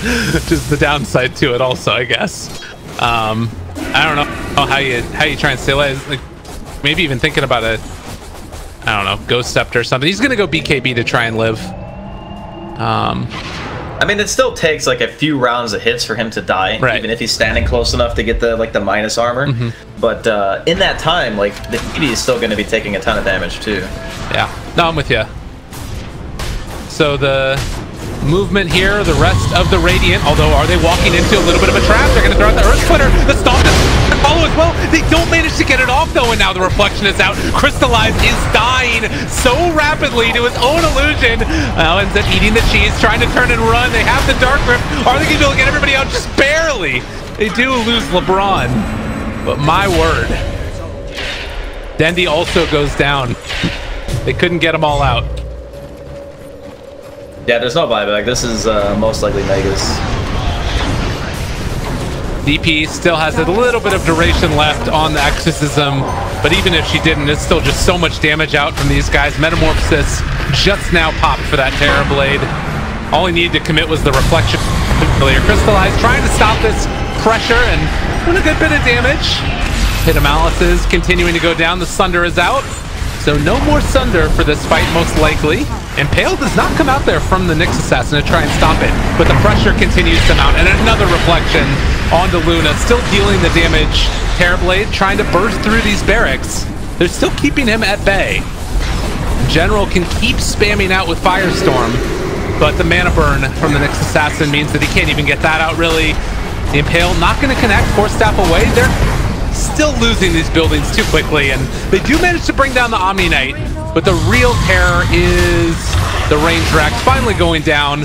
Mega creeps are up, and it only happens in time for Dendi to come back alive, and look at his buildings fall. You know, there's not many games that you look at and you go, on paper, it's like, this team should really win this game, and then they just really don't win that game. You know what I mean? It's like, yeah. I looked at the draft and I was like, man, Navi's draft is actually sick. And not to say that, you know, SM's draft was bad or anything, it's just, I felt like they had very few ways of really dealing with that Tinker, but the dual lane mid and just the decision to aggro. Like, you're taking away the capability of your supports helping your mid lane, no stacking, your Luna is under-leveled, under-farmed, like the whole game is playing from behind. Luna is like the fastest farmer pretty much in the game without a blink. Right. So, you give her that jungle, you give her that safe lane, she is enormous at like 20 minutes. Right. And then you have this like formidable hero that you can lead these frontline pushes with that they really didn't have. And I think they wanted to be that hero, but the problem with doing it on an Underlord is that no matter how tanky you get, you're not really going to be able to like be that fight-winning hero for your team, you know? You're still just an Underlord. Yeah. So it's I think it's a decision that really ended up costing them a lot, and probably a huge reason as to why this game went so poorly for them. Yeah. Well, and you know, you've got some sort of last lingering hopes here. A rapier on Luna, if that can come out in time. Does have the relic done now. I guess also the game keeps on going well. Underlord is taking a lot of damage here. Does have the Dark Rift, going to use it now. ET in the area, trying to keep his buddy alive. Doesn't even really need the help from Lil. But yeah, they need this rapier on, which does not feel like it's going to come quickly enough. Yeah, how much money does he got right now? Oh, he still needs a lot more. Never mind. Yeah, he's definitely not going to get it in time. I mean, they've got a lot of wave push. They got a lot of ways to try and stall out this game. General apparently having a little bit of fun. Maybe thinking about the next game. I think that Navi already know like why they lost this game. Yeah. I think that when you've playing together for a decent amount of time, you just be like, all right, maybe that aggro try, which is not the play. And this pressure coming out. Reflection again, dealing a good amount of damage, although Luna was not caught in it, and returning to fight. Crystallize wants to do whatever he can. BKB is going to start to wear low, though, and oh my god, the Metamorphosis. Oh, they get the lift up. He's not able to get the Eclipse out. Crystallize dead. No buyback. If it wasn't clear already, this game is feeling in the bag for the Radiant team. SM as they turn now onto General. Buyback on the Tinker. Maybe a hope and a prayer of somehow lasting this out a little bit longer, but they've got him caught. There's going to be the Spike Carabins. GG is called as Navi lose game number 2 and SM making it work for themselves. Yeah, very impressive stuff. I thought the itemization on the Omni, like everyone pretty much knew what their job was. And the part in the game that really kind of sealed it for me and made me think, okay, yeah, SM definitely has the moves. They know what they're trying to do, is when they pushed mid for the first time and they had that like blink up to high ground, caught Dendi completely off guard when he was just trying to stand in position to get Marchus down, and they just like run over them like completely. That's where I was like, all right, this.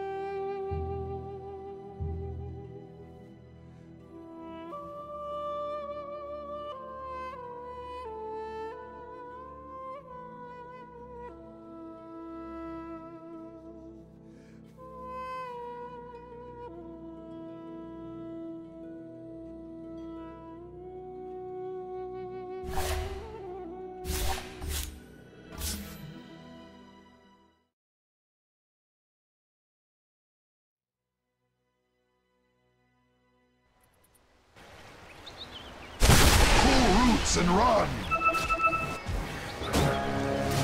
They may cut off Dark Willow, actually.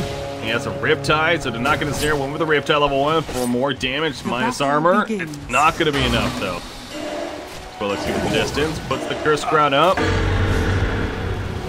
Chalice should be able to walk this off. They take the Bounty Rune.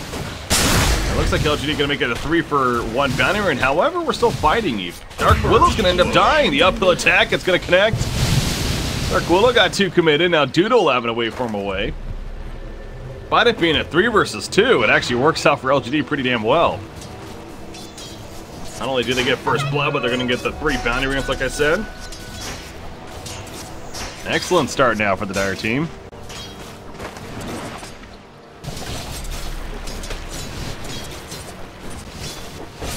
And Naga Siren is going to be the farm priority down here. But man, you see that damage with the Orbit Event, that should be a kill. Oh, needs another attack. Can he get it off? No, just out of range. Oh, man. Thought for sure we're going to see it fly through from Nature's Prophet, but it does not. Now Sand King's going back in. No, he decides to back up. Not worth it. And actually, Dark Willow's in trouble. Oh, they're just running into this combo. Nature's Prophet, Naga Siren, apparently the future. Aggressive offlane. And whatever's going on top lane, looks like Brewmaster did a pre-full, but Witch Doctor's there to harass. The Riptide minus armor, and a 2 minus armor. So basically puts Dark Willow 0 on top of that 120 damage it deals, and then you have the right clicks in Nature's Prophet, which is already strong, throwing the Orb of Venom on top of that, and the double Fairy Fire. No wonder. Out so well. Again, top lane, going toe-to-toe with Witch Doctor, puts up another Maledict. No Metamorphosis used just yet by Terrible Blade. He's holding on to it. Down again. He might go with the Burrow Strike. Oh, it's just out of range. That level 1 Burrow Strike, the range is so short. He will be able to TP back to big. Boy, just watches him. Time. I'll dig that. This is a dominating start for LGD, gotta say. They're really controlling the bounty runes. I wish there was a way to. There should be a tracker for bounty runes. So now I think about that. That just hit me. That'd be kind of a cool stat here. Instead of fantasy points, that doesn't even work anymore. I should make it bounty rune.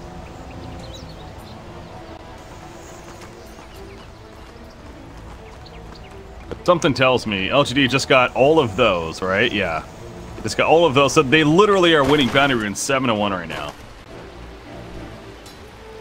2,000 plus net worth lead on top of the 2-0 hero kill start. And none of the lanes are going all too well. I mean, even middle lane, Puck against the Viper. Puck's doing okay, but Viper's winning it. 14-3, 13-0 right now. Puck going in. For the creep wave, actually, as I say that. Somnus. Take us a good damage. Does have a Fairy Fire. Orb in 1 second. He might go for this. Bait this out. Yeah, there's a Fairy Fire pop. And all of a sudden, Puck, he's dead. Saw that coming a mile away, honestly.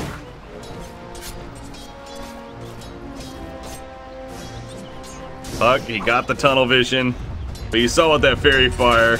Somnus knew exactly what he was. Very comfortable. Level 2. Corrosive skin as well.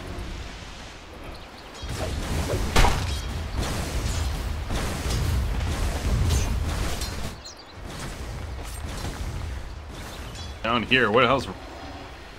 Morphling. He's 8-0 right now. He's back at base currently. Regen.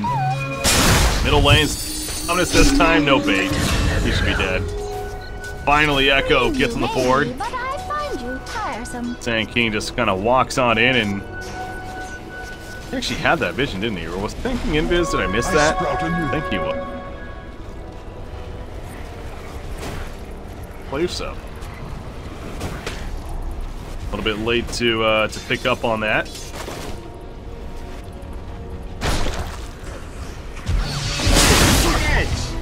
But now Sand King takes the cast.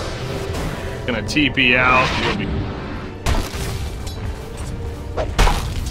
Pomade, I don't think he's used his Metamorphosis yet, actually, so being very passive with it. Usually we see that Metamorphosis coming out like the second creep wave at the latest, just to harass and push out the lane or anything, but no, he's holding on to it now. Bottom lane, Doodle. That shift. Fine, but once they can, having to fall back.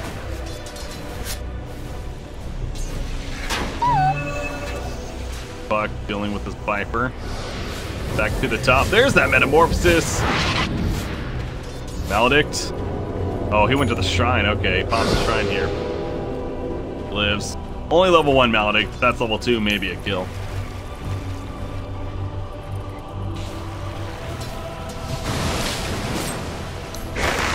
Bottom lane though.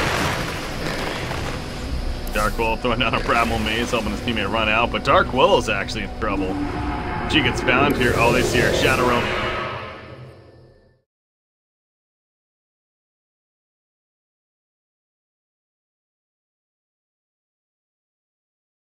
Dire team ban.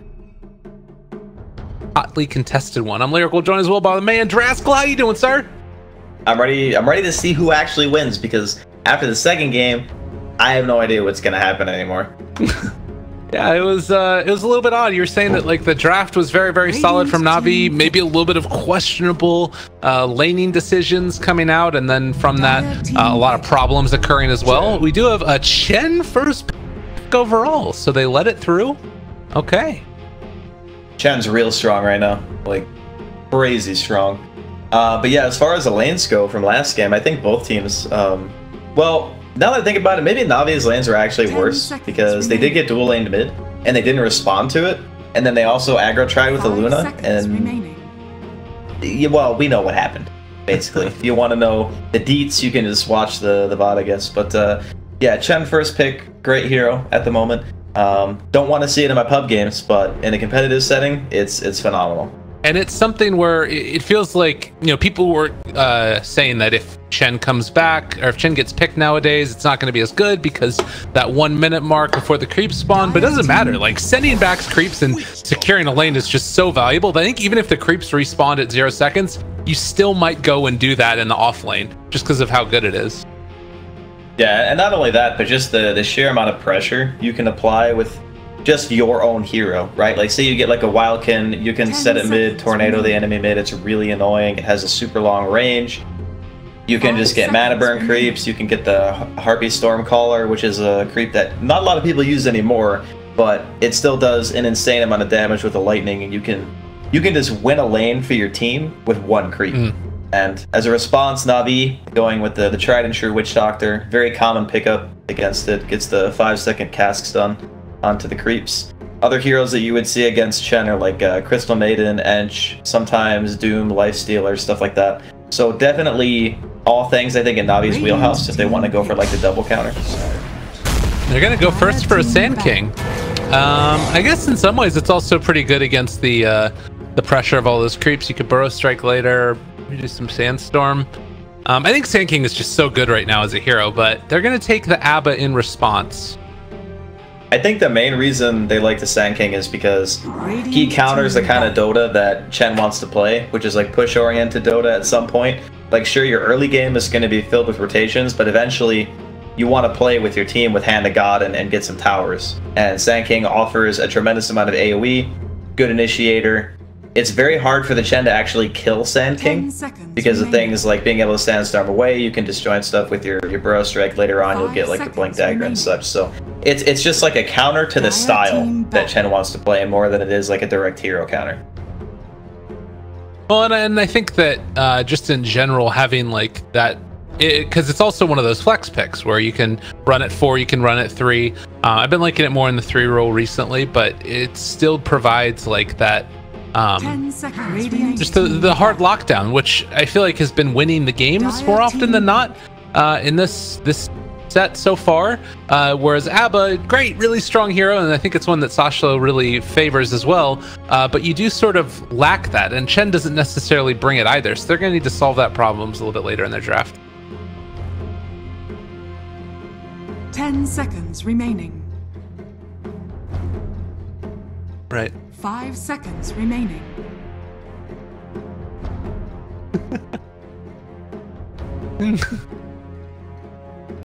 They got a Radiance last game. He's happy as a clam. I mean, all right, you know, he was probably feeling himself in game 2, but game 1, he's walking around with like a Blink, a Helm of the Dominator, and a Lotus Orb, and he's going, literally all I do this game is cast spells in my Death Prophet, and that's it. That's all I get to do.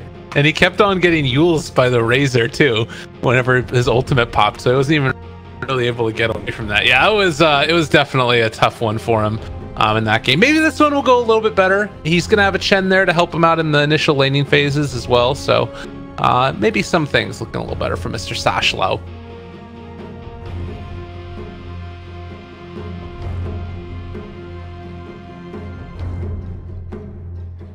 Radiant team.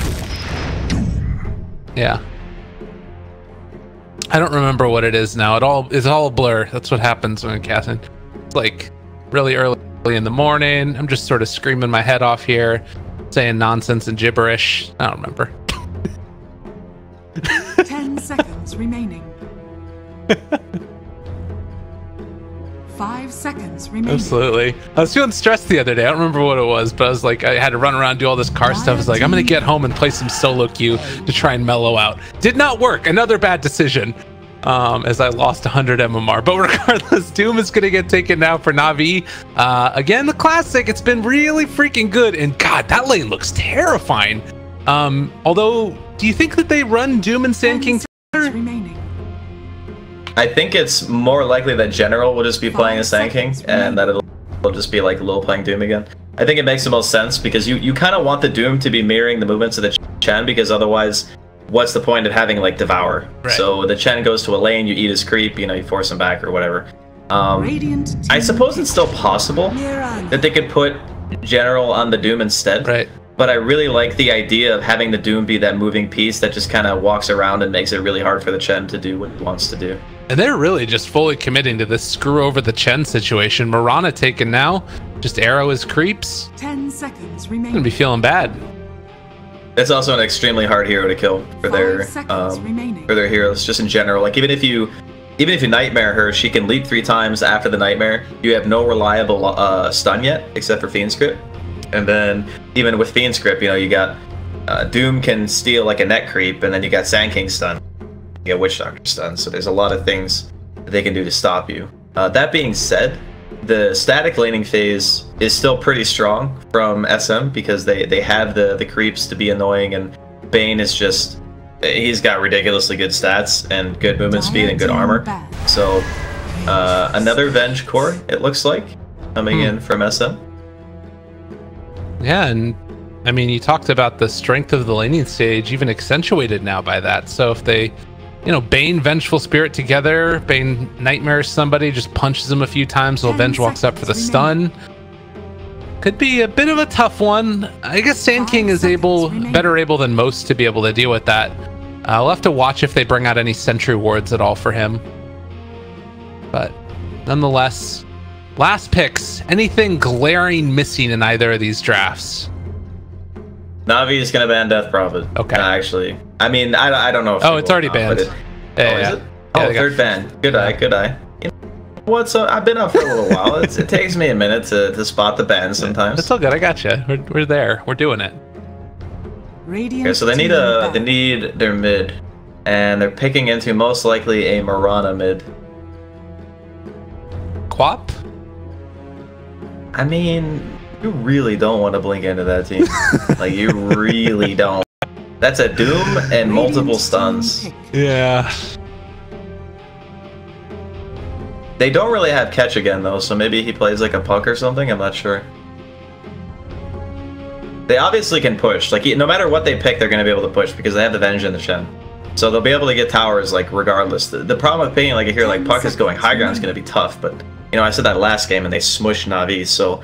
5 seconds remaining. What about, like, something a with Dusa? catch or something... I don't hate Dusa. There's a couple of ways you can go about it. You can go for the 5-man. You can pick like your Dusa, like you said. You can go for more catch oriented and have a balanced lineup. Like what I was thinking is just being able to start fights with, and you know they actually do have a lot of different ways they can go about this. Yeah, very versatile draft, and it's gonna kind of come up to what a they feel they need to do. If history is any indication, it's going to be like the 5-man, just based off of how they like to play previously. But maybe since they lost that game, that's not what they want to go to. I would almost say DK, but DK is not great against Doom. Oh, wow. Hey. The mid Visage, let's go. So is this an all-in right now? Because whenever I see Visage, I feel like you need to end the game early if it's a core. Am I wrong in that? Not necessarily, but in a case like this where you're going to get the counter pick and the last pick, most likely it will end up being that way, yeah. And it's but don't get me wrong, Visage core is real strong. Yeah, it's oh, Captain Peepums, let's go. So you telling me you like this pick? This is your on it again? No catch. Yeah. It's the same thing as last game. Like SM really does not like picking heavy initiators. It seems they really favor the kind of we're gonna have high damage, just generally strong lanes and just try to win that way and just, you know, carry ourselves on good map movement during the mid game. And it's worked. You know, it's worked in the second game. So okay. I'm feeling the same way where I think that if the game goes long enough, Na'Vi will just win by virtue of their heroes. Right. But, you know, SM has the opportunity to, if that Visage gets rolling, that hero is nasty. And you've got all of these other heroes that help make it stronger too. I'm thinking about, like, you know, the ABBA passive as well with all those birds. Just dirty stuff could come out from them. And they've got seen some heroes that maybe can make it happen. To me, at least, it feels like a lot of this rides on the back of the Chen and what he's able to get done. Are there any other standout heroes to you? I think Na'Vi is pretty straightforward with what they want to do. They kind of just want to farm. And Crystallize, I guess, is going to be playing the Mirana, so stay playing Mirana. Who else needs to make plays? That's, I mean, it really is kind of just the Chen. I mean, the Doom's going to have to be going to the same place that he, you know, he sees the Chen, he wants to mirror his movements, but that's about it. Well, and we're going to see if they can get down some good wards to get into vision for it. Lil is going to take the Infernal Blade first overall. Obviously, you don't want to try and go for, like, taking the creeps right at the start since they're not even going to be there. I don't know if these people are scouted. It does look like Radiant caught a quick sight of the rest of Na'Vi, so they might check this area for the Observer ward. But really, it's just going to be a heavy middle for this bounty rune. I like this little wraparound maneuver here from Na'Vi. This is cute. Did they secure both with this? I don't know if they know about Sashlo here. They're gonna send a hero over to see in a second. Crystallize got level 1 arrow. The other thing you can do is you can actually shoot. You can shoot an arrow just at the bounty rune and scout it out. Yeah. But yeah, Lil's gonna spot him. Give him the punch. Arrow coming out. Aphotic shield, and they back out. So it's a 2-2. Normal stuff. No one really gets an edge one way or the other.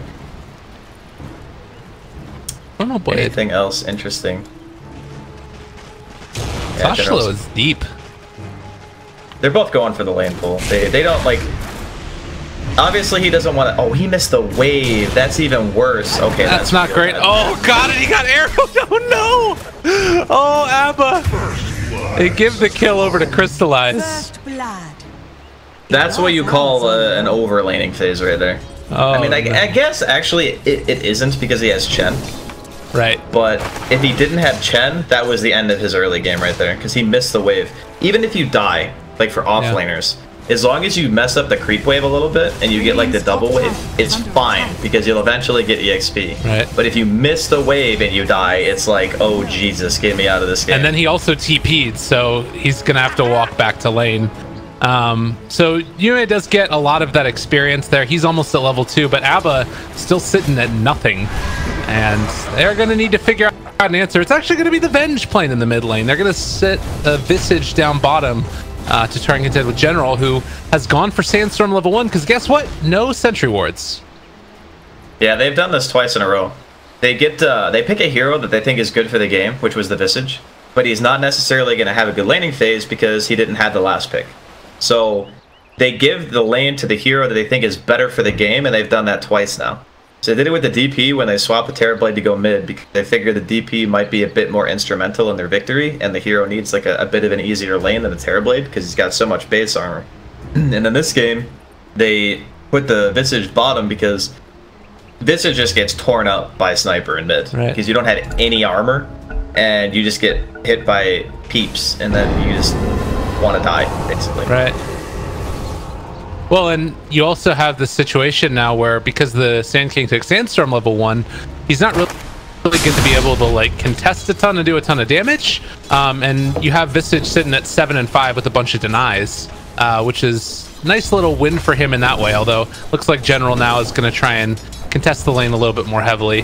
The big thing about this though is that General will not die in this lane. Yeah. It's like impossible to die. So you get the EXP that you want. He's probably going to have a well-timed Blink Dagger because they see that the support is showing mid. Like the Venge is, or the Bane is here with the Venge. And then top lane, they know that Chen's going to be the one roaming around trying to give this Abba some kind of an easy time. Yeah. So this is like a very old school way of playing. It's like the 2-2-1. So in this matchup, the offlaner gets a ton. Yeah, and now you have a rotation in as well. The Chen just got his creep arrowed. And now with LeBron moving in as well, they're going to be able to do a lot of damage. And in fact, throw the Maledict on a Sashlil, obviously undispellable. And Miscoil the send back, and he'll be able to come back shortly. If this guy didn't have a Chen, this game would be so hard for him. Yeah. It's a good hero. It is. It's really... I love having it on my team because I don't have to play, you know, freaking whack-a-mole with creep waves to have a game. Right. I can just have my Chen give me the EXP. Maybe I should start spamming Chen in my pubs. Just be ready to get flamed a lot if you don't play Chen. Okay. I'm with you. That's fair. You may, again, hitting some damage here onto Lil. It's a lot of damage. The Pendants comes afterwards, actually. Miscoil almost enough. They take down Lil. I can't believe they actually got him there. I guess it's because, yeah, he went for the 1-0-1 build again, so he doesn't have Scorched Earth. They're going to find out kill him mid, though, on the Bane. Got peeped. But yeah, this is a really hard matchup for them, this mid lane. They're going to bring... I mean, I guess the Venge is still decent CS. Oh, if they kill off all these creeps, the stun, the damage, then in trouble, dead. All right. Okay. I mean... He definitely stayed way too long, but especially considering the fact that he knew his support wasn't there. So maybe he just wasn't expecting an immediate TP back to the lane. Bottom 2, TP attempts. Oh, no way. Gonna go down. That was a long TP, it felt like. He was getting chunked because Infernal Blade and the Thunderclap as well. Thunderclap is 150 damage for 50 mana. That is insane. God. Yeah, that's nuts. And then you combo that with Infernal Blade. Oh, jeez. Very hard to deal with. Not to mention for a hero that has very little magic resistance once you've hit him a couple times. So, tough stuff to keep our eyes on.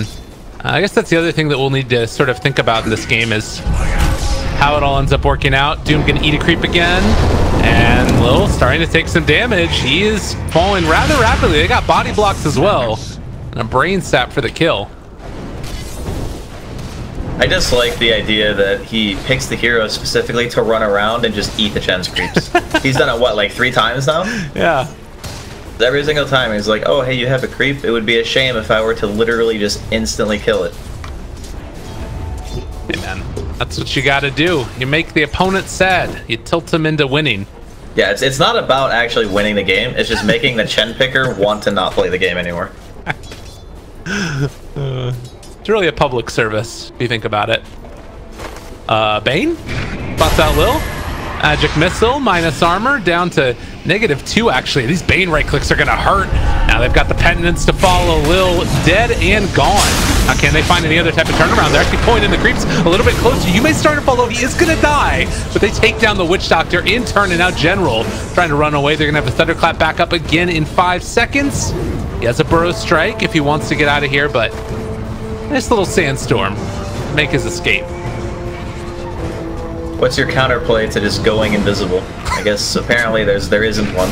Oh, there it is. I got the Sentry Ward down, and well, baited out 100 gold. Dude, this Bane he's getting fat, dude. He's got 4 kills now. He's almost got arcane boots at 6 minutes. This is the dream Bane game. Bane, Courier? What? Jesus. Oh god, and now Visage left alone. Yep, that's a problem. Sashlo ends up going down too, over to the side to crystallize. Things starting to fall apart a little bit there, but the pressure is still coming bottom. Although General, I mean, he's just having a good old time for himself. Do they have another Sentry Ward? I don't have anything. He has Epi, but he's paying it out. He wants someone to TP so he can fight this. He's got 3 Burrow and Epi. Just outside of range. He's gonna pull the creep blade back now, and now, he's gonna be so upset about that Burrow strike. Maybe a turn around here. They take down the Bane. Can this work out? Yume is going to fall as well. I thought that nobody was gonna show up to that one, but they listen to their offlaner and they get rewarded. No, that was really good because he persuaded one of the cards, so they had a double card wave. That tower was dead 100% if no one TP. And there was not really any reason to let it go. Like, no other lane was being directly pressured. Top is actually pushing in their favor. They did have to make Dendi leave his lane though, so mid is getting poked a bit, but they say the tower gets some kills. Nice move there. Yeah. Oh no. Well, the rest of the Radiant pushing out the other lanes now, and maybe we can see SM start to get things a little bit better into their favor since the Chen birds are out. Lil does have an invis rune though, only level 3, but this might be the death of the Visage if he steps too far forward. By the way, did you say Chen birds? Yes, I did. Don't worry about it. I wasn't sure. It's, you know, we're on that tired thing now where you start to like hear things, but of course. Oh god, what am I doing? Oh, this is a very dead Venge. Stun into okay, nice. He got the burrow into the arrow. That was a tough one. Can't really get away from that. They lost one of the Chen birds. See, I did it that time for realsies. But it's gonna be an arrow now onto Abba, and he is dead again. Lordy, lordy, Draskell, Navi is not taking any prisoners here in this one. Well, the big difference in this game is that they put General on a hero that actually moves around the map and does stuff. And, you know, when Navi play the game, I often like to see them have General get that type of hero. Right. And they're just running that mid right now. A 2-person stun, but they still are able to take down, and Bane living for the moment. Maledict is still going to do too much to him though. And General, in the meantime, he's somehow still able to lift it. They turn it around onto the bench. Oh god. Well played indeed. They are owning. Yeah, this is the kind of stuff that I expected on Navi is, you know, you give General the hero that can make plays happen. You give Crystallize a self-sufficient laner, and then you just go to town. And that's why, like, he enjoys those heroes like Void that typically just have a really good laning phase. Yeah. Like, when this guy plays pubs, he plays Void like every other freaking game. It's insane. And he is real good at it. So I like the fact that they've changed their priorities around. You know, they give General the off lane, they don't sack their core player.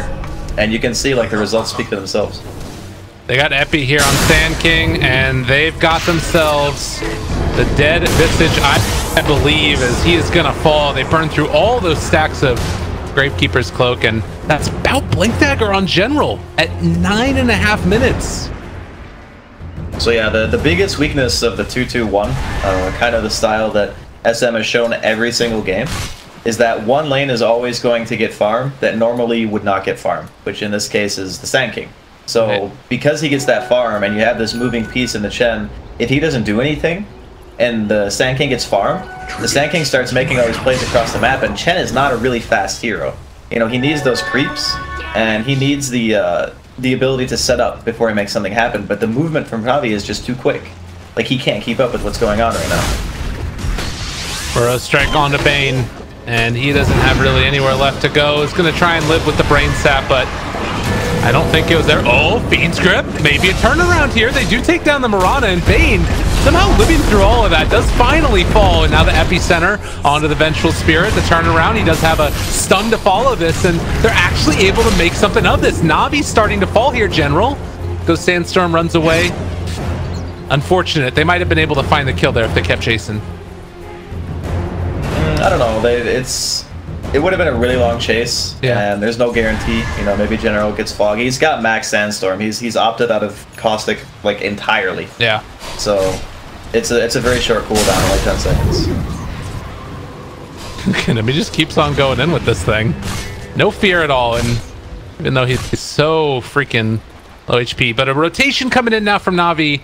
Also should mention that they've got about 600 gold from those Visage birds, which are, I believe, back up again now. If they take this fight, it could end up turning south. It depends on if Visage can live through it. So Visage starting to fall. They have the Maledict onto him. The 3% stun though. Now the swap back and they've got themselves the sniper. He should fall, but can they find any more afterwards? Did he actually living through this? They don't have enough damage, and the Moonlight Shadow keeps him alive. Now the Doom is out onto... Who'd they Doom? Well, regardless, Chen is dead. And it was the Doom onto the Vengeful Spirit who was starting to fall. Yeah. 3 dead. They lose Dendi, but they take down a lot in turn. These Visage birds are starting to actually get enough. Where they get the Witch Doctor as well. But Na'Vi winning another fight and pressuring the tower at least a little bit. Yeah, that was... I mean, they get a couple of kills out of it, but they don't lose a tier 1. So maybe not like the best trade in the world for Na'Vi, but they're still kind of feeling themselves. They got a pretty good lead at the moment. And they got a... Oh, wow, that range. Okay. They caught him. A stomp, follow it up. Oh. Brain sap. He was amazing. Well, after... I mean, that's a big kill still. I mean, you're taking out Crystallize, and now you get the tier 1. They're going to force the glyph here. Oh, Epi is up, though, and they just wasted their vision spell. Oh, scary stuff. Burrow strike through. They decide to focus the Visage, who gets Nightmare and an Aphotic Shield, and he is still living here. They are turning it now. General going to start to take some damage, but Sniper showed up. Oh my god, the damage. It's going to be so significant, and that's going to be a dead Vengeful Spirit. They take down the Abba as well. They keep their Visage alive, but they lost a lot. You know, to be completely honest, I think most of the damage came from the Death Lord there. Yeah, fair enough. Dendi doesn't really have any items yet. He's just got the casual Ring of Health and the Force Staff recipe. So I think he's just going straight for the Pike, which is fine. Or maybe he goes Force into Maelstrom. I'm not sure yet.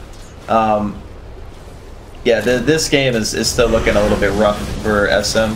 I'm just wondering what like the Visage's comeback is, because, you know, picking it into Witch Doctor is a bit brave just because of how good cast can be. If you get caught with your birds on top of you, you just get stun locked. We saw it happen once earlier.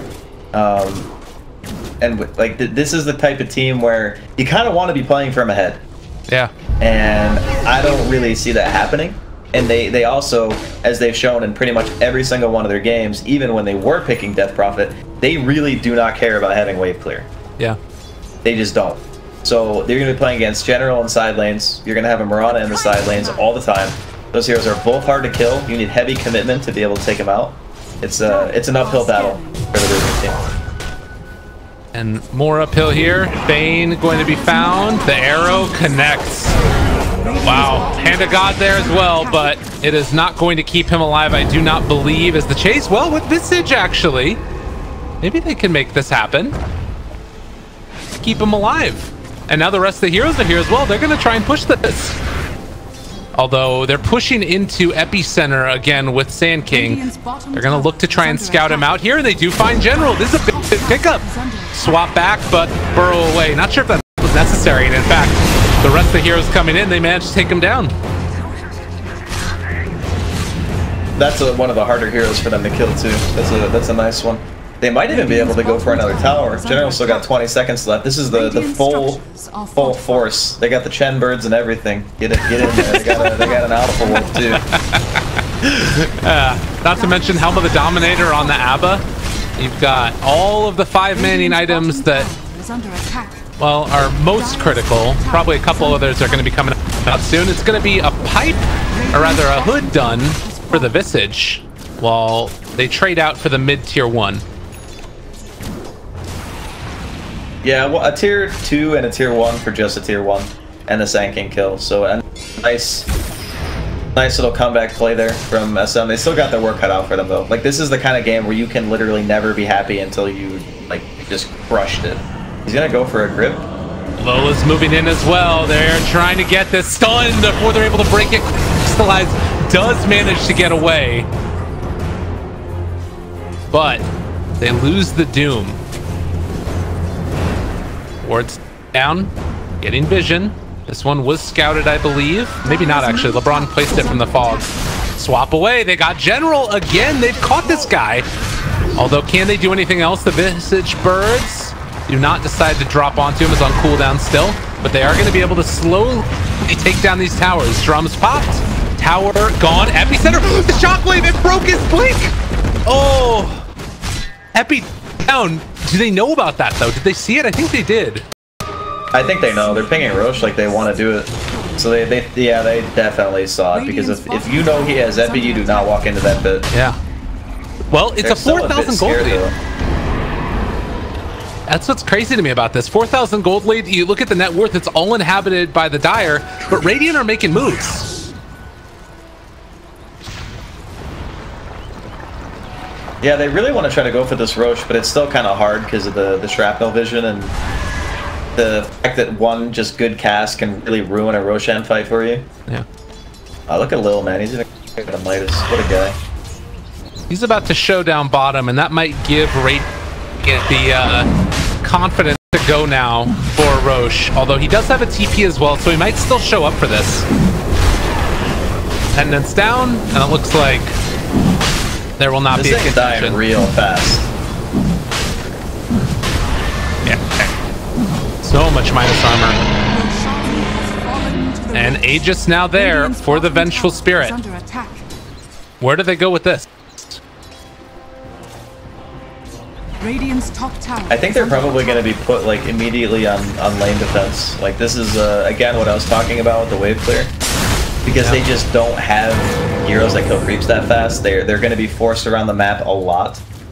And it can be the Mirana doing it, can be the Sanking doing it. They're just going to give Dendi like a safe farm until he has enough items to feel, you know, good walking across the river. Because for now, he doesn't really have to do that. He's got two really mobile playmaking type of cores to do that. Yeah.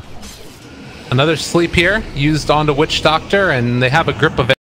Use it. Doom is moving in yet again, but the sun's going to be there, and a quick and easy pick off. Bane again, taking that one for himself. While Abba's going to live. They're looking for a swap play here. Only level 1, but they do have vision. Just outside of range. They're trying to catch him, but he's going to juke to the south. Is he actually going to go for the courier? Oh my god, he's such a man if he does. Alright, now he's out. Thinking about going for this creep wave. He wanted the wave, yeah. Do they have anything to break TPs? No. No creeps there. That have it, rather. Well, a resummon on the birds, a ping for the tier 3. And meanwhile, bottom lane, the rest of these heroes, they all do have TPs from what it looks like. Rana and Doom coming back now as well. Smoke up from General. Gonna hide in the trees, ready for an epicenter. This time looking for it to not be canceled. There's going to be the epi out. Burrow onto 2. The pipe is still there, making them live though, and the Doom comes out. But again, this is the Aegis Vengeful Spirit. She's coming back in 1 second here, and LeBron. Death Ward just laying in right there to the Abaddon. Not the greatest target in the world. The Root's gonna be there as well to swap away. That's what you get for taking my kills earlier. As Bane nightmared, Brain Sap still trying to live, but it's not going to be enough. And now instead it's Sashla, who doesn't have his ulti anymore. Gonna get hit with that one, and Photic Shield keeps him alive, but not long enough. He pops. And the send back on the rest of these guys as Radiant leave. I really like that committal from the General. Like a lot of the time you see the pipe popped, and some Sanking players would say, oh, I don't want to go in because they piped. But he understands that as long as they stop this push, because it's an Aegis push, that they're going to feel pretty confident going later into the game. So sure, he had to use a buyback, and to be honest, he may not have even had to use it to defend, but he just wants to commit. He knows, hey, I'm going to be able to sit in side lanes. I'm not getting the gold buyback penalty. Right. And you're just in the situation where as long as we defend our high ground from this one push, we're going to be able to get the lanes out again. And as long as we don't take a bad fight or get too many people picked off, we can play the lane game as long as we want. And it's going to be real freaking hard for us to have to stop it. Oh, and they've got, like, all of these big 5-manning items that, you know, are great for trying to push high ground, like the second pipe going to be coming out for Bane eventually as well. But as you mentioned, you don't really have any of those lane shoving abilities yet, and you've got Sniper with Maelstrom. It's going to be tough, but the tier 2 tower going to be pressured now towards mid. Roche still about 4 minutes before it's even capable of respawning, but are Radiant going to try and push the tempo here? I think they realize this is their timing. Like, they're really trying to make this Aegis count. And they know that, oh, actually, Epi is back now. This could be dangerous. Could be afraid. Now, Sashlo gonna get his ultimate pop there again. Radiant's top tower has fallen. And with that, that was all happening while General just pushed out the other lane. And they took a tier 2 tower for it. Yeah, he's making as much use of the time as he can. Again, this is, it's not necessarily like the last chance they have, but it's a very good one if they can make some use of it. Looks like they're not gonna push the. I think they should just back, honestly. Oh God. It's a lot of damage. Epicenter comes through though, again on to 2. They're trying to run away, resummon on the birds, but they're already almost dropped as they're trying to bring them down. There's the Eul Scepter to turn this one as well. Sniper's still dealing all the damage in the background that he could possibly want. Another burst strike through there. They're not enough healing in the world, and Abba also going to be doomed. They buy back on Chen for the hand of God. That's not bad. LeBron might have gone too far. Is this going to work out for them, though? Navi's still streaming forward, and no more Abba ulti means that he might end up going down to this one. Does have a robotic shield, and that's going to be living for the moment. In general, now walking out as well. They're trying to back out. Visage Bursts turn now onto LeBron. He is taking a lot of that damage. Another burrow strike from General with the Sandstorm, and that might finally be enough as Lil is going to lose and rather take down that Visage. Oh, man. Yeah, they're gonna lose the Chen too. Crystallize picks him off and the side. Yeah, like I was kind of feeling like they should back just because, you know, you don't have your respawn anymore, and you like they're building a second pipe, which, you know, I get it. That's like the main reason how they're gonna clear out the team fight is like the epicenter and stuff like that, but it feels a bit frantic right now. Like Navi's lead just keeps getting bigger and bigger every single time they defend. You can see like the items are just falling behind. Like Dendy's towering over the net worth now, 11k. He's got his full Hurricane Pike done, maybe working his way towards a BKB if he even thinks that he needs it. Yeah. But this is the point in the game where Navi are just going to assume full map control. Like they were pushing out side lanes, we saw General top before the push even started, and then they go in, they take this really long fight, they don't get anything out of it, and now they are just 100% on the back foot. And even though they have all these pipes, I don't even know if that's enough to deal with all of the magical damage that's coming out. Like, you've got Maledict for one, the Mirana Ags, and she's gonna have a Blink Dagger now done also. Maelstrom on Sniper, the Shrapnel going, like Scorched Earth. There's just so much magical damage that I don't know. I feel like they need like BKBs or something, and that's not even really that viable as the chase forward. They want to find somebody. It's a grip onto Lil. The rest of Navi retreating. They're going to leave one for the Wolves and get out. It's a classic 5-man response here. SM's been doing this literally every single game. They just send the 5 heroes down. If you take the fight, you know, they're gonna be there. All of them, pretty much. I mean, I guess the Chen. You see this here? Are they really going to go for this? There's no way, right? This is super YOLO.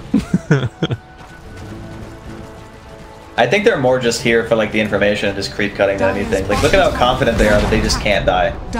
So like the only wave they need to kill now, because Crystallize is going to cut, is they're going to only have to kill like these 4 melee creeps and a range creep. And then the push is just done, because you won't have a wave anymore.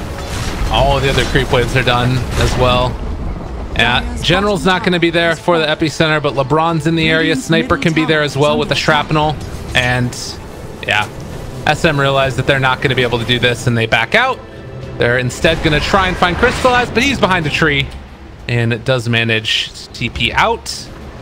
And again, you just can't punish Navi. They're too slippery. Yeah, it's the biggest weakness with lineups like this. When you don't pick wave clear or you don't pick catch, right? Like they really don't have either. And that's like, it's not necessarily an all-in lineup, it's just a push lineup, more or less. Right. And that's why, you know, in the previous game when I was saying they kind of needed some catch, I was kind of looking at Clockwork, and, you know, they didn't get their hands on it because they got banned. But that's like the type of situation where you want a hero like that. They find themselves a Bane. It's about the best you could hope for if you're Radiant as far as heroes to go down. But this is more emblematic of Na'Vi streaming across the map. All the creep waves are over the river. And now they're going to try and, if they want to, do a little bit of assault on the high ground. But honestly, it doesn't feel like they have to. They can play it safe if they want. Yeah, there's no rush at all. Like, Na'Vi are 100% controlling the game. Like, even if they're not like pushing all 3 lanes simultaneously, as long as 2 out of 3 are pushed, it's really difficult for SM to make a move that they're not going to predict. Like, that's the one thing about like making a comeback with a team like this that just makes you feel overwhelmed, is that you don't have the initiator. Yeah. So the only way you're really going to get a fight is if you just run into towers, which is pretty much what they were trying to do, and that failed. So now it's like, the only other way we're going to get a fight is try to bait a hero on a side lane with a smoke or something, and that's just way too obvious. Yeah. So your options are just super, super limited. I mean, it feels as if maybe like the Vengeful Spirit swap is going to be that answer later, but right now it's still only level 2. They're able to outrange it anyways, and again, that's also predicated upon Na'Vi like sieging the high ground and putting themselves in a bad position, which doesn't seem like they're interested in doing. And Sniper, you know, you're talking about earlier that he wasn't doing all that much damage. I feel like he's starting to get to that point now and building towards the MKB. Yeah, he's even gonna... He actually went Shrapnel DPS. I very rarely see snipers take that talent. Oh, this is big though. Do they decide to go on to Dendi here? The sniper's got a DD. The sniper's got a freaking DD. You need to get all... they don't even care. Are they gonna go? Hand of God, they're showing up. They get the snipe. This Burrow Strike is through onto 2, but they do manage to get the Roach. They're actually taking down General. He's gone. Now the swap. They're trying to take down the sniper. Running away is Dendi. He's going to be able to escape from that initiation. And now they don't have any other controlling mechanisms for him, as the Doom is there onto the Visage, and Witch Doctor starting to fall low as well. They're actually looking okay in this fight. That was way better than I expected, honestly. Like, the sniper had a DD, I guess it faded like shortly after he killed the Chen. Because Chen got like 3 shots. Yeah. I think if Dendi had his had even like 1 more item on him, they probably would have been able to just wipe that one. But yeah, I guess they lost their first tier a little bit too fast and then decided they didn't want to continue to commit forward because they just didn't feel like it was worth it. But another agent is going to be on the bench. And I assume they're just going to keep doing what they have been, which is walk down the lane and try to force them to do something. But if you look at top and bottom, it's like same stuff every time. Yeah, I mean, you can think of little things like Chen trying to get these creeps and then going for like pushing out the side lanes with that. But again, he doesn't have the best creeps for it in the world. Really, like multiple Tormentors would be the best pickup. And then also you've got the problem of General set up down here. He's thinking about it. There's no way he kills this badge. He doesn't do enough damage. And even if he did, he would probably also die because of Blade Mail. Yeah. Well, I mean, I guess that he would have to Blade Mail fast enough, which, you know, who does or not. Right. This is a high-risk, low-reward play. The only thing he really cares about are the creeps. Yeah. So Chen now. I was kind of expecting him to keep those creeps down their bottom and then just recall them to himself, but he's going to send them mid right now. And it looks like they are deciding this is our wave. Unfortunately, it's their only wave because General is going to be there to cut the second one. They got to get it, and the Shrapnel DPS, they got to pipe these creeps. They got to do something to keep them alive. They got 2 pipes, man. They're going hard right now. Pipe 2, Electric Boogaloo. The creeps are falling, swap back, almost catching a good bit of damage there onto the Witch Doctor, and still they don't have an answer for the sniper. They don't have a swap, they don't have anything. Witch Doctor ultimate is down as well. They burn through the edge of the epicenter. They're all starting to fall. Oh man, and now Venge left completely alone is gonna fall. They get the Doom down as well, so there's not gonna be any way for this Visage out of here. Has the cheese, but obviously can't use it, and they are all gonna die. Abaddon is just delaying the inevitable. He's not even going to be able to get any type of a kill there on the Dendi. They're all dead. Rascal, it hurts. Yeah, I think that was pretty much like the GG moment, honestly. Like, after you lose that fight that badly, that I don't really see how they're going to be able to make a comeback. It's just way too much. Like, they can't get to the sniper. They try to go for a swap play, it fails. And then you know, how are you ever going to go high ground without taking a team fight? Better question, how are you going to get the team fight that you want when you can't control the lanes? Yeah. Like, that's the real issue. Is like, Dota is so much about wave clearing that you aren't going to find a profitable engagement. Even if you get a pick or two, who cares if you can't hit the tier 3? General just standing inside of their base a second ago, daring them to do anything at all. And, well, Radiant, a final hurrah. It might be a whimper as this game is looking to maybe close out here. Sniper is standing so far back right now, and the tower is just going to drop. Double catapult wave, why not? The Nightmare combo together with the Magic Missile, not always the most classic of combos. And Na'Vi looking very, very good in this one. And now Bench might have gone a bit too far. All she wants to do is swap the Sniper, but it's not happening. And continuing to just assault these lanes. Perfect. Arrow hits onto Bane, but they're fine. Wait for the next wave. Yeah, this is brutal. So hard for them to stop. And the funny part about this is, like, normally you'd have a hero out on the map, like one person like pushing a side lane. Shachula's doing it right now. And you would be able to like eventually force the enemy team back because they would have to address like a tier 3 being hit. They can't even do that because any hero that would be good at killing creeps, they need to be there to defend.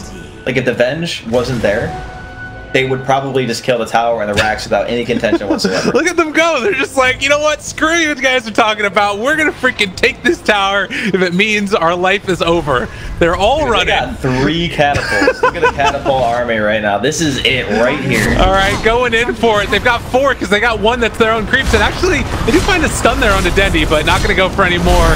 All the catapults hitting with extra attack speed because, of course, on the lines though, they found the Doom onto the Visage, and well, now the Witch Doctor off for the moment, Hannah got as well. They might be able to do something, but the damage is so significant. Pops the cheese for the Venge, still living. Actually fairly survivable here, but with the epicenter out, it might finally be too much. They lose 2 of their cores, the last one running away, and it is going to be Na'Vi remaining victorious. But they got that freaking tower. GG called. They got their tier 3. That's a moral victory right there, Gabe. We take those. That was pretty rough to watch the last couple of pushes because it's so obvious, and you know you're playing in a competitive game and you probably feel it because you know you're a Dota player and you've experienced this type of stuff before when you think, man, we are not going to get this high ground, but you got to go for it because it's literally your only chance. Yeah. So yeah, it feels kind of bad because I think that these types of lineups are very, very heavily based in execution, and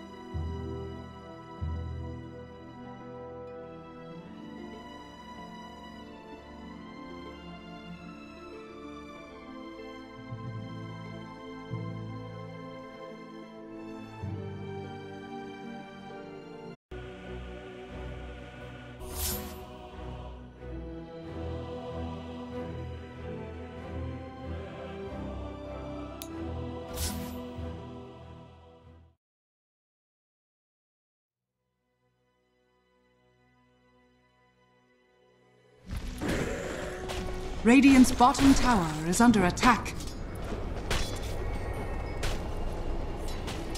King, so his blink coming along nicely. Gyrocopter under 1,000 gold away from an axe. Middle tower is under This is going to be a really early axe, basically around a 15-minute axe scepter. For the Gyro on top of Treads.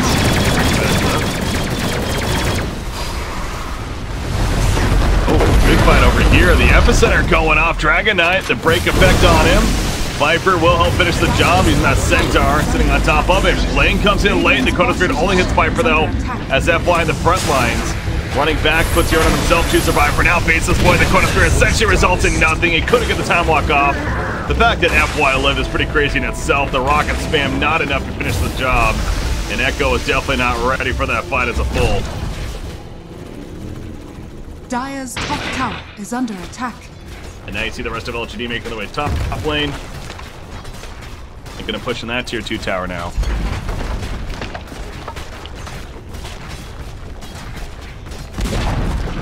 Dire's top tower has fallen. Dire's middle tower is under attack.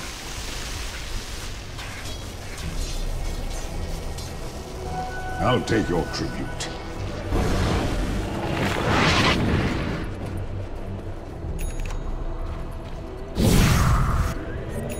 There is the egg. 14 minutes and 20 seconds. Gyrocopter has an egg now. Oh boy.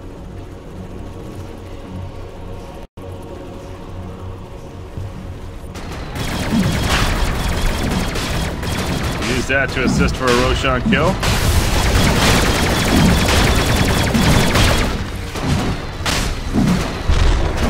This is going to be a pretty quick Roshan. Sure we'll see the Aegis picked up by Gyro. There we go.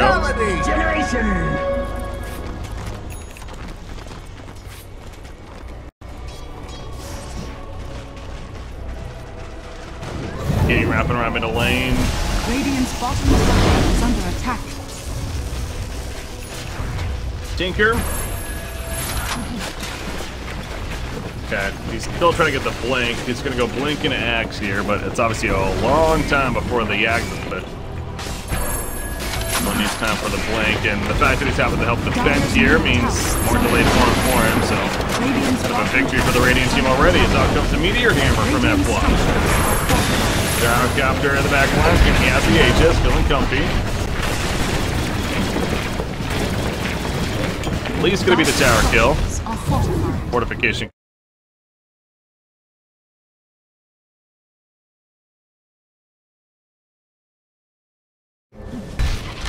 Playing busy push now bottom lane as the bottom tower does go down. Gyrocopter cannot to deny it, but all outer towers have been destroyed now for the Radiant side at 6. Echo pretty choked out. Meteor Hammer connects on a Tinker. And now Tinker, can he channel the rearm in time to TP out? It's not going to happen, is it? Maybe the misses. He actually gets out. Oh my god, that laser keeps him alive in the end. That was a good decision. Laser first and then TP, of course.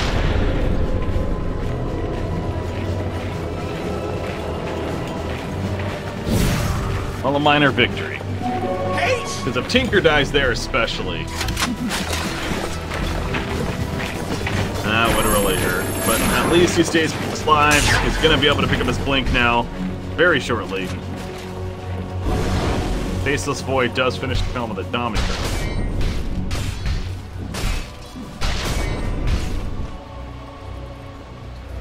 LGD knowing where the game's at. Keep pressure up.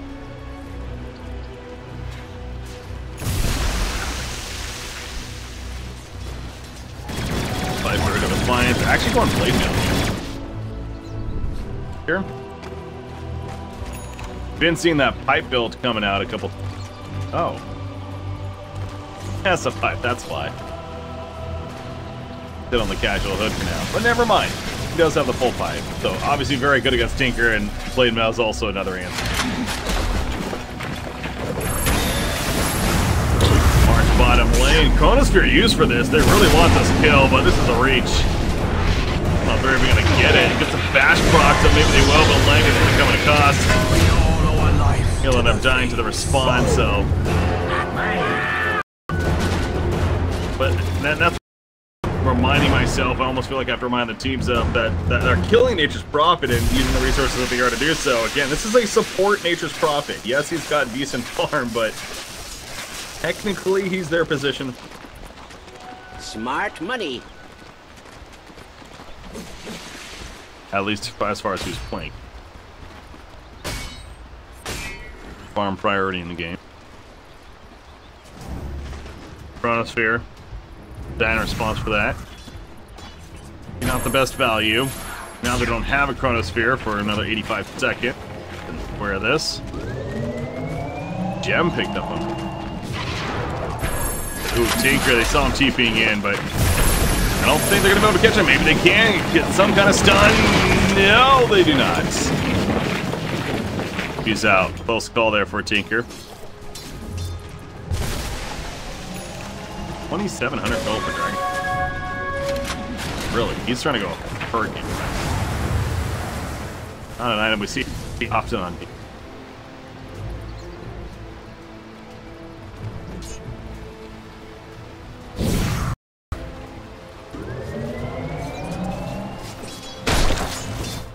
They still have the Aegis on Gyro. It's going to be respawning soon, or taken away, flamed even. Not going to be able to siege the base just yet.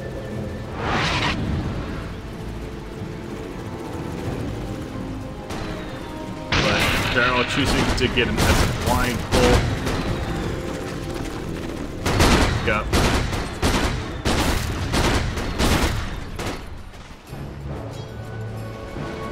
There we go with the Aegis. But yeah, LGD, not necessarily in a huge hurry here.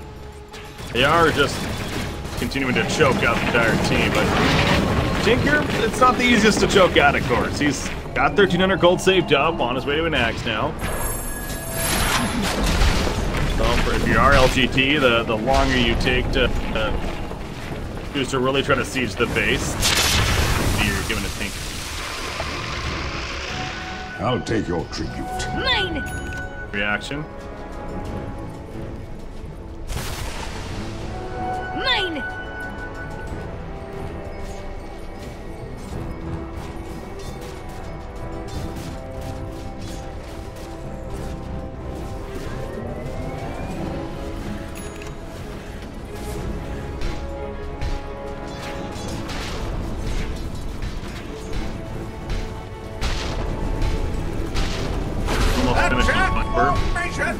That could be a big item, honestly, that they're waiting for. Boy, these are getting caught here. Grim, that's an illusion, Gyrocopter.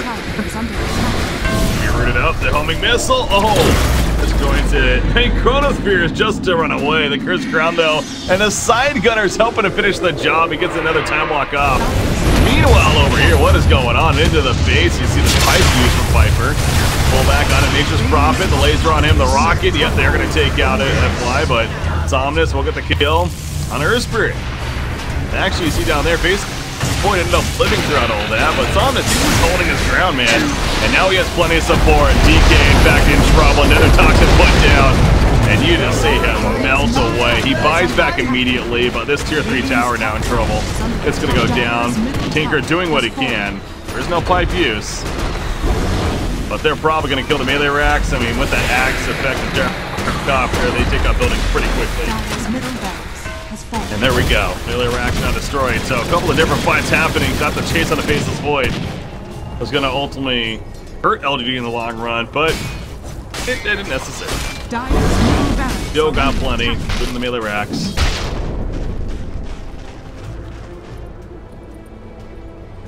That lead grows a bit more.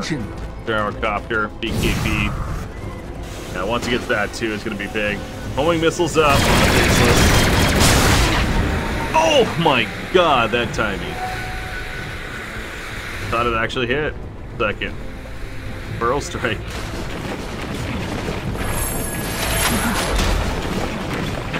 Radiant team, yeah, please take rewards now.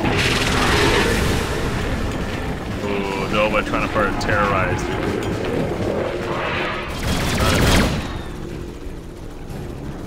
Several close calls here. Shadowblade just purchased. Great. All third on his team. Blade. Viper. Has that blade mail now, so. Being locked down, but the Dire team just simply trying to retreat. Chronosphere is ready. Just came up. He gets stunned though. Looks like he's looking for another opportunity. Homing missiles on him. Viper now said the best candidate. Time dilation pop. Takes a stun and down goes Faceless Void. So he couldn't find an opportunity to use the Chronosphere. And Radiant team going in further. Call down connects on the structure. It gets the force staff away at least from Dragon Knight. Homing missile. Boulder smash pushbacks. It's still going to be a kill. It is a double kill. Poor Ame. Good attempt with the force staff boulder smash, but wasn't to be. That's just how behind they are. And no buybacks in either hero. Chalice, he'll miss. Your 3 towers dead though. Elder Dragon form. Echo knows that this could be it. They gotta do what they can, which unfortunately isn't much. Just spam that march, I guess. But the blade mail's also reflecting plenty of damage to catch Tinker. He fights back immediately with the Earth Spirit. But I think LGD just might be doing it here in game number 2 and advancing on the playoffs. Absolute control for them now. Here in the second game of the series. Gonna go on to DK. There's a Chronosphere. Last stand for Echo Gaming. What can they do with it? The blade nails up though. And here comes Ame with the Condom. He's like, thanks for the Chronosphere. I'll use it for my own. The cores are dead. GG well played is called. And LGD will take game 2 in the series over Echo Gaming. Well played by them. They just simply were the better team, just no doubt. Again, I wasn't casting the other series, but I'm frankly a little bit surprised that they went to a third game against Echo Gaming here. So props to them for making that happen. But ultimately, again, the expected teams out of Group A to advance on to the playoffs. But valiant efforts across. But yeah, the drafts had some question marks going into it as well.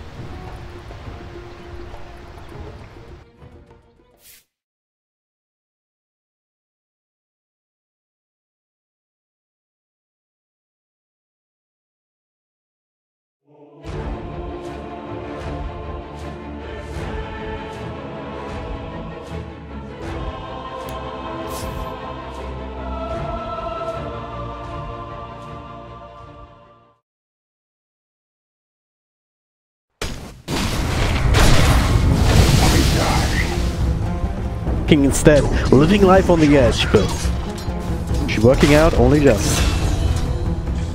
Yeah, very nice play there. He did have the stick, so he was kind of baiting that, I would say. And of course Megalad, they felt, hey, he's so low, let's try to burst him, but just barely didn't get him. You can all try and up with the max agility, so it's super effective. Super effective. It is. Afron and Jay might be the next target though in mid. Ufir making a wraparound play. Does have the cask and with a great knight right next to it. Will not actually bounce back to him until just now, but should be enough. Especially with the ultimate in from Viper. Will he take out? Yeah, he should have the rights, but turn on us there. Martin and King R made rotation. They will not find the counter. Wow. Martin, in fact, he's gonna die instead, taking up way too many tower shots. Middle tower is under attack.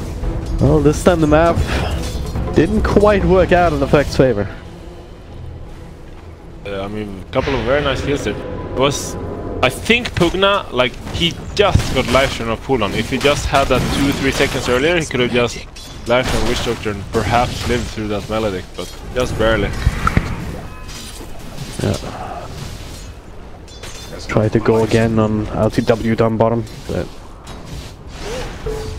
nothing happened. Damn, you up top, Ufir, he just keeps doing this. Cask into Maledict, into whatever follow-up his teammates have in that lane. Just bouncing between top and mid. Getting kills left, right, and center, but speaking of kills, Laden, that's not the place where you want to be. Stands up immediately, Silas there with an endorsement. There'll be one more down the drain, 7-2. This the scoreline 8 minutes in. Megalada is doing a great job, but I think Ufer, he's really like showcasing why this hero is so popular. Like, if you just rotate correctly, you have a little bit luck with the cast perhaps, you can kill anywhere with a couple of points of melody. He's such a good hero. Yeah. This time in mid up on J, far enough away. Afterlife, he had enough of that top lane. Joining his carry in the bottom here to try and put some counter pressure up on a tier 1 tower, but it's going to be responded to as well. So Ufia hiding inside the trees while Matha just finishes up the tier 1 top. Afterlife is going to die again here. I don't think he lives. Oh, Kingar's there, he can throw the spell or two, but yeah, with the melody taken. This is just a bit of a massacre here, no pun intended. It was totally intended, I lied, I'm sorry. It was a great one, I have to say. But I mean, Afterlife is struggling a lot. He's giving a lot of gold to Tyler Megalada with his deaths. But he just can't seem to catch a break. They got gets my seal for proof. That was straight up Viper, like 2/3 health, just the Cripify, another blast, life drain. Double trouble as well as he also gets the tower last hit. They actually, a very cute thing they have. They do have the Rubik Now field and the ET like aura, so they have some real magic amp. Oh yeah. So of course the Pugna, the Morphling with E-Blade, and the tiny I actually really like this lineup. Like when you think about it like that, yeah, it'd be so much damage amp. Try to do that again. King put it in gear aggressively, store on. There's the lift, there's the Crapify, blast, not even used, just a life drain, and as a result, Store is actually still alive. Sailor coming through. Not sure about this one. Easily killed him if you just threw down the Nether Blast. Yeah, well, sometimes you forget something a little bit and stuff like that. It happens. Maybe click it's just out of range, but then you already click the other button. Yeah. You didn't realize, like these kind of things. Unfortunate for them, but at the very least they don't give up any kills of their own with the quick TPs out. And Ufir. Alright, this time he done goofed. He's finally being punished. That's a lot of money. Afterlife is very happy about seeing that hit attack. Oh yeah. So up on AJ, they're really doing a good job just leveraging his good laning stage. Just rotating him around, getting kills, and also getting towers, right? It's with the Nether Blast up maxed out, and another siege creep here, but also Afterlife, once you pick up a new tree, can even join into the tower damage if necessary. This should be dead tier 1 unless they want to turn this around. There's a smoke rotation here from Sailor and Store. The final burst strike onto Mark. A couple of right clicks here with the Nether Strike. He should end up dropping in Massacre, looking for more of the cask. Running after the J-Mill balances. Instead, they turn things around in Afterlife with a nice little Deathwood. Very short-lived revenge there as far as the Witch Doctor is concerned. This game is gonna be a showdown between Ufi and Afterlife, I think. But nice couple of kills there from Megalada. Really nice for them to be. Because in a lot of these cases where a lineup just goes straight up pushing a tower, like it goes kind of fast, you're gonna be like too late to smoke gank and stuff. Like you're just not gonna be there in time. But Megalada, they were like, they had a smoke on Saki and just instantly went there with Viper and Saki, and they were able to, yeah, not be there too late, pretty much. So. Yep. Oh, not again. Afterlife is just punching back at this lineup right now. This time he does have some up on Ninja, but way too much damage over time, and Ninja himself might actually be in trouble here. No problems just diving the tower. Throws on some spells, but the nuke is dead. Through that the Crepify. The aggression from Meg really shining through here. Yeah. And it goes back and forth because the fact also finds these kind of kills. I mean, they run down, stacking the top. We've seen them even just blow up the Troll Warlord with that magic damage combo that we were talking about, and it's so odd to see this, like with both teams just almost having the same kind of momentum, except in different intervals, if that makes sense. ILTV, he did go for the Butcher Hell, by the way, so he's really gearing up to be this monster if he gets space to farm. However, Netflix, he's going for the Valkyrie, so he does intend to keep up with him. Again they dive, again they get a kill. Yeah. It's very hard for Effect to turn this around here, unless Martin is there with a stomp. Or Afterlife perhaps with an avalanche, but these kills, they happen so fast.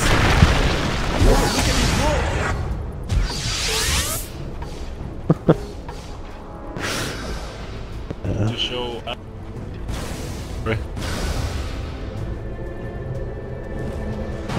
Should finally get the tower though. 2 blasts and a couple of right clicks perhaps. Finish the job, and there it is. Bottom tower has fallen.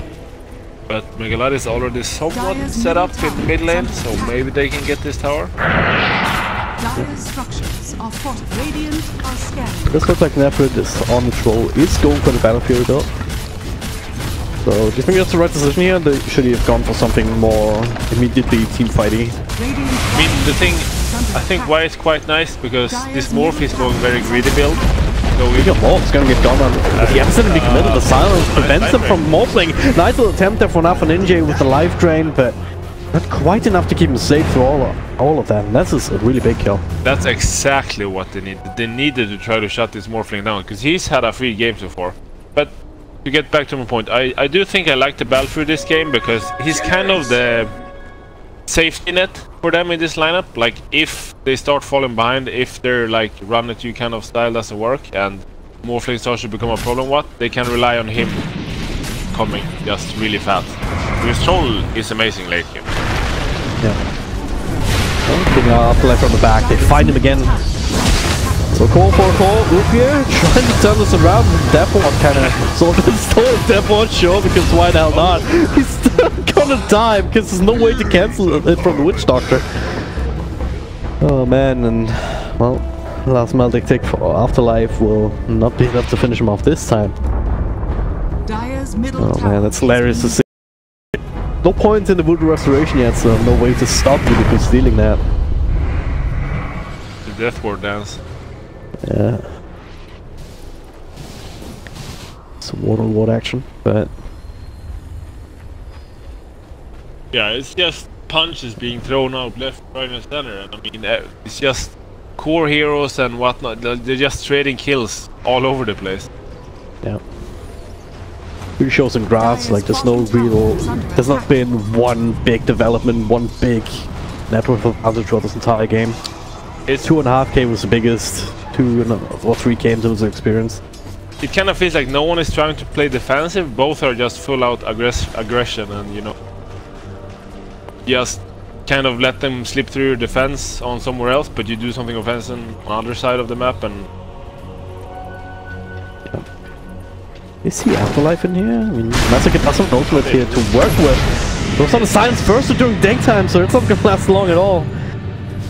Unfortunate timing there for Massacre, and as a result, Ufier will end up dropping with no threat being offered. At the very least, you force 4 people from Effect up in the top lane.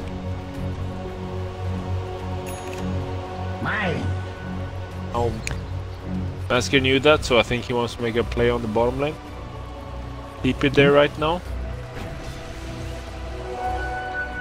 King R does have life effect though. I'm sure he gets to throw it out before he is silenced. He should still be right click down. Ooh, or maybe not. Effect! Turn this around, the Alpha Ninja. With the Crapify, the lift coming through and everything. Ooh. That's a 40 attack slow and he still hit that fast. That was kind of surprising. It's Night Stalker for you, isn't it?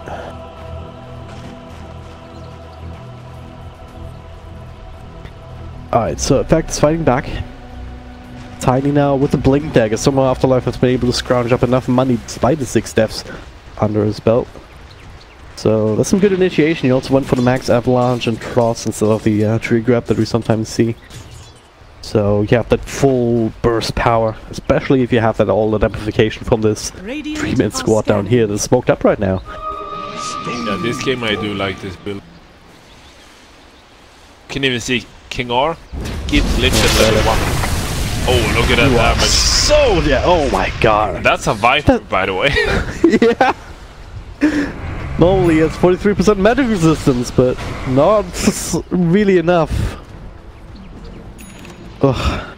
Imagine how much damage that is on but isn't Viper. Yeah. But yeah, I wanted to point out King R. That's not even the final form. The King R still has 1 point up in the null field that he can put in, and Martin only 1 point up in the natural order, so it's gonna get even worse. But I really like the decision of King R to max null field heal over lift. Like he leaves lift level 1. Yeah. Just runs around with this ET and wreaks havoc. But yeah, when Nature Order hits level 4, that's gonna be scary for Megalada. Radiant's middle tower is under attack. Didn't want to think about that. Oh, so gonna have to be some BKBs at some point, or pipes or whatnot. Night Stalker is certainly going for Hood of Defiance to help them out. Now looks like Effects want to bring their full force to bear on this bottom tower. Sail again. Dangerous territory, but Link Dagger shown off a Store. You find initiation onto Rubik, but some Storm Burst Strike.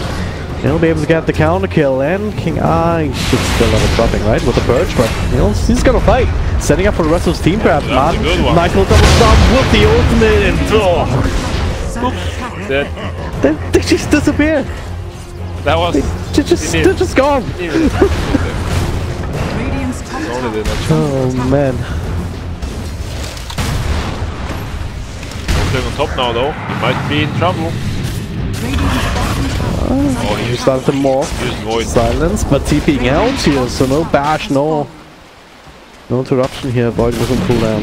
Yeah, he should have kept that Void because he did use waveform just as initiate, like he uses the farm, so he was stuck there. Like he's not getting out, so you should just hold your point in Void. Yeah. Not leave it to RNGs, which you do when you use, because yeah, Troll could bash, but you can't bash if you stun yourself, so Morphling throwing out that spell first on the control water, also certainly helping out.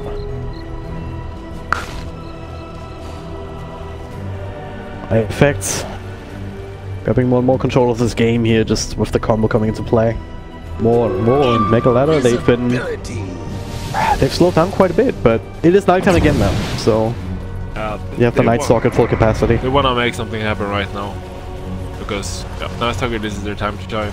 And sure, Nefrid, he is sitting highest on network, he's doing very well for himself, but the other heroes are struggling at best. Yep.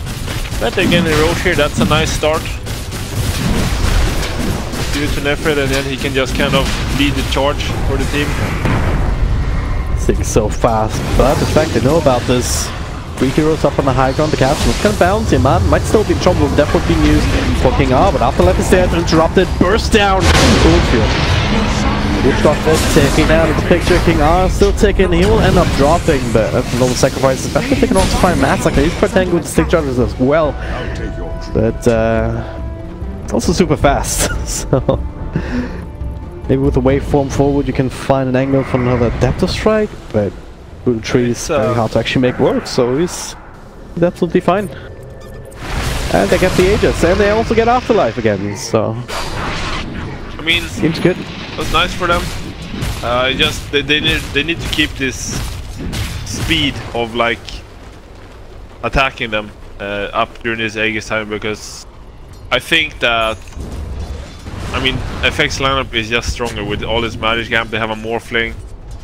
Even if a Troll keeps up with them, they still have a Night Stalker offlane and a Viper. Like it doesn't. It's not a very nice like heroes to go in very late game with. Tower is under attack. Yep. Alright, so again we continue with the back and forth. Good swath of momentum here. The 2 minutes left on nighttime, ultimate available for Night Stalker, so they can still push this even further. But Effect still grouping up here with this combo. Oh, that's not exactly what you want to start off with though. The Stomp is there to kind of interrupt things a little bit, actually catches the Witch Doctor. It was just to create space for Alpha Ninja.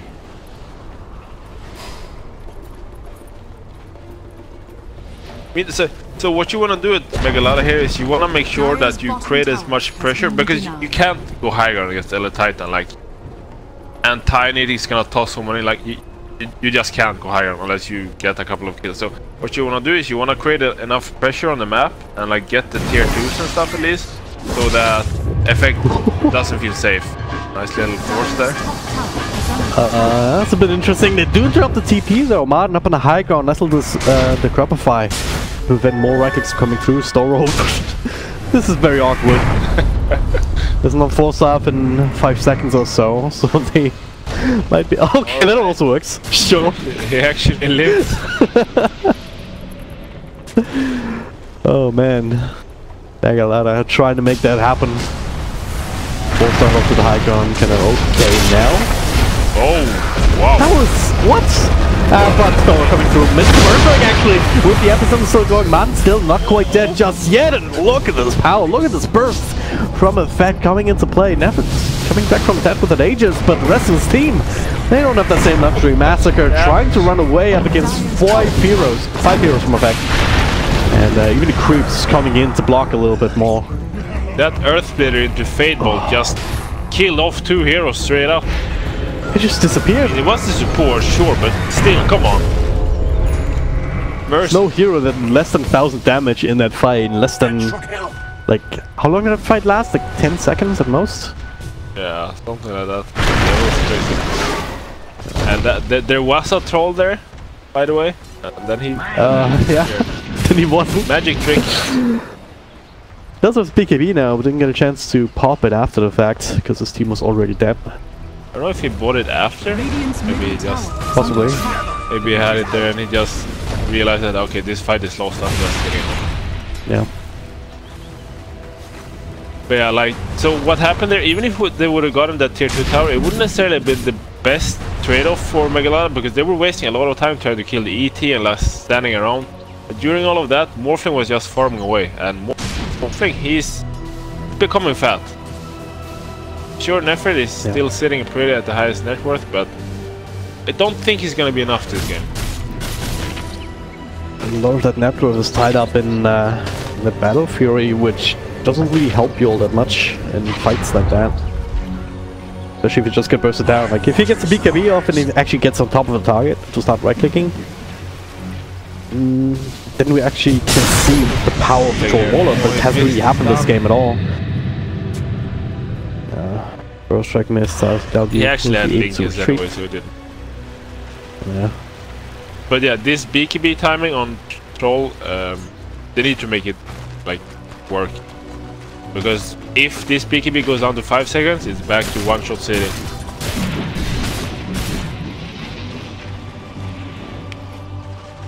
Well, what happens until then, that's the question. But now Effect kind of hanging around to this bottom lane even, just pressuring the tier 3.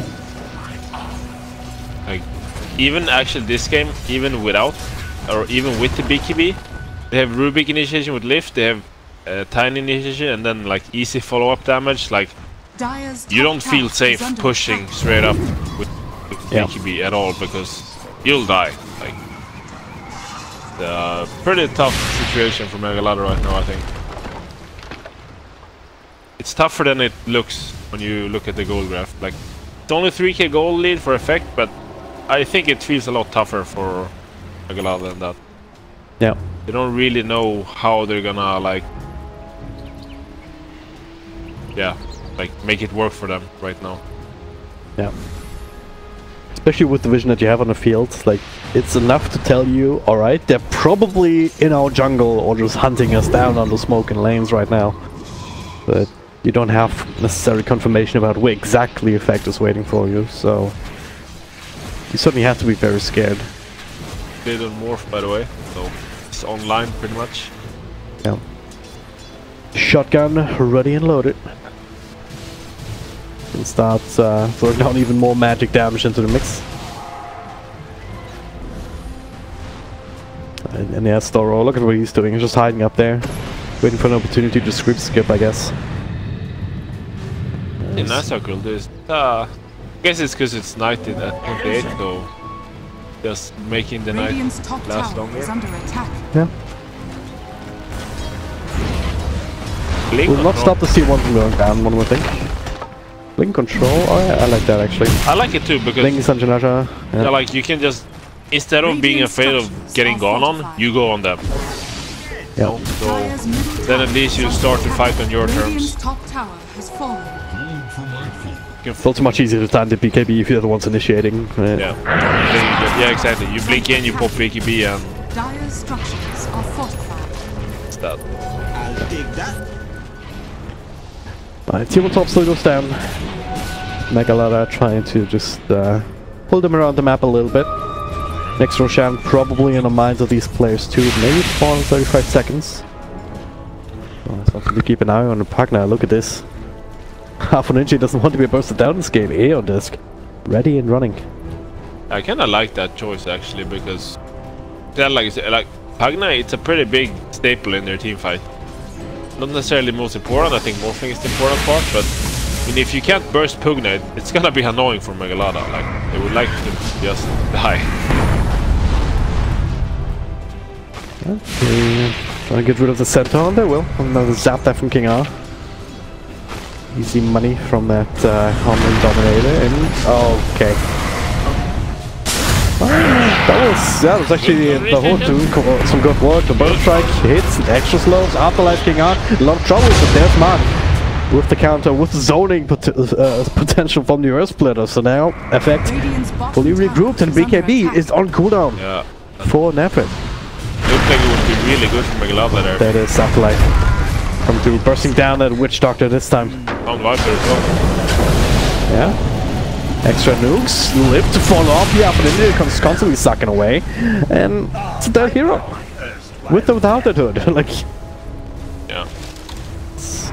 I mean, the hoods definitely help them, as we can see. They don't blow up in thin air anymore. They kind of resist it a little bit, but it's just so much damage. So then it didn't really matter. Radiant structures are fortified. Another nether ward even, as another burst forward into the shotgun. Okay, that's this time it completely disappeared despite the full-on pipe now available for the Night Stalker. Breaking down the tower, this should be the first of the racks. Like a lot of knows they have no business fighting at the event. Like, not even before the big bit is at the center, first strike. Not sure about this one up, and then Jay, especially with the elements coming into play, he'll be just fine. Then TP back into the BKB, and now Martin once again with the Earth Splitter, zoning him away. It's just so well done, and now BKB expired, he has to be very careful again. Can just be deleted off the map, and you have two nether wards because RTW is turning into Pugna, I think. Oh my god. The double glass. This is ridiculous. Now afterlife. Alright, double combo. Immediately bring down the Sand King, and they're desperately trying to fight here with a Death Ward. Doing quite a bit of damage actually to the Tiny, so they do bring him down at the end, but I'm on pause here, look at this. RTW has no fear in the world. The Stomping us absolutely everybody with the Stolen Death Ward. Trying to turn things around here.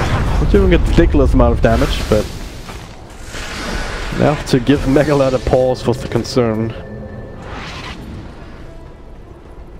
And we just see that fight we saw, like, or that couple of minutes, like, even if Troll is sitting highest in net worth, like, it's so hard for him to fight in these fights. And without BKB, like, you can't even play at all. You just get stunned or killed. These timings get lower and lower. It's done 8 seconds already. Both times he used the BKB, he just zoned out by a well-placed Earth Splitter, so he couldn't actually chase reliably. He tries to take Martin out of the picture now, but he does have support up, and he did King out, coming through to turn things around, blowing up the Viper. Not quite immediately, but RTW will finish the job coming in from the other side. Massacre, well, no way out of this one for himself. Ufir, well, Afterlife is ready for another blink. Up the high ground, no avalanche. And also so much faster than Ufir is, so make that 3 very easy kills, make that a Roshan. And I don't know his skills. I don't see Megalada turning this around. Well, It is a tough one, that's for sure. I actually don't know what they can do right now. Like they need Effect to play some very cocky Dota and like dive the tier 4s or fountain or something, because yeah, I just don't know how they can get away from this point. Aegis on Morphling, Cheese and Alpha Ninja. Still has freshly loaded ARs available to protect himself, and now going for the Aghanim Scepter. Pipe is also looking for that axe. Not sure if that's the kind of item that would have ever helped them in this game. Nullify on Troll can actually make a difference here. Yeah. He actually has to get on top of the target first. We haven't seen that at all this game, have we? In what? I didn't. We haven't seen Troll actually finding somebody and killing them in the Troll fashion, where just get on top and then right-click away and bash them to death. And the issue of that is the Decryptify from Pugna, it's the several 4-staffs, even Afterlife has done some like nice post plays. So I'll find the Burst Strike, it's a lifter from Storo. Stolen Burst Strike now from Rubik, and turns this around with Blink out. He's just styling all over them right now, with a stomp hitting on a few Earth Splitter. It's gonna zap away, and look at Night Stalker. There it is, Matha. They actually fight Martin now. Alpha Ninja with the end of this trigger, finally with the Burst Strike afterwards. So he's actually in trouble. He doesn't have another life drain available, and King R going to try and sacrifice himself. Lifted up to the nearby use. Canelo Afterlife and LTW join the party again. The boards have already been taken care of before Mega Ladder, and now it's time for the cores. They burst down Nefrit, and now it's Siler up against 3. Controlled up by tosses and avalanches. And two tosses in fact, because it's 2 tinies. Which is the thing apparently. Stone Brothers.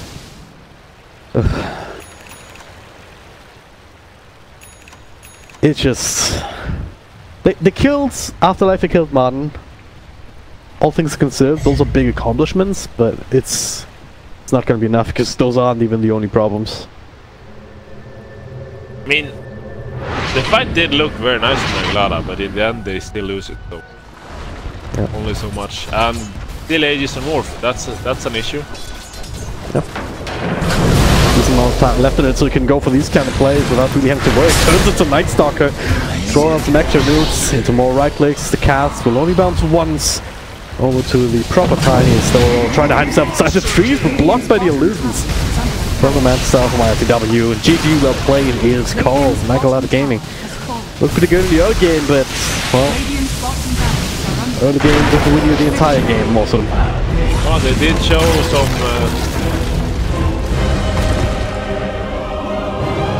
enough to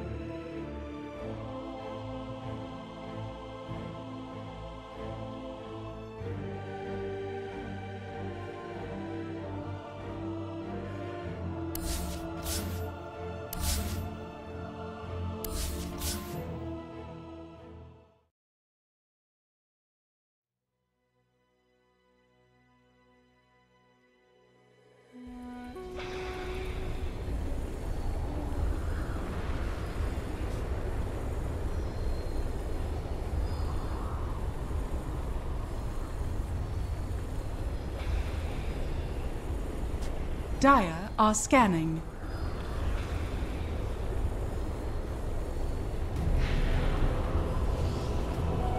Gold is a great conductor.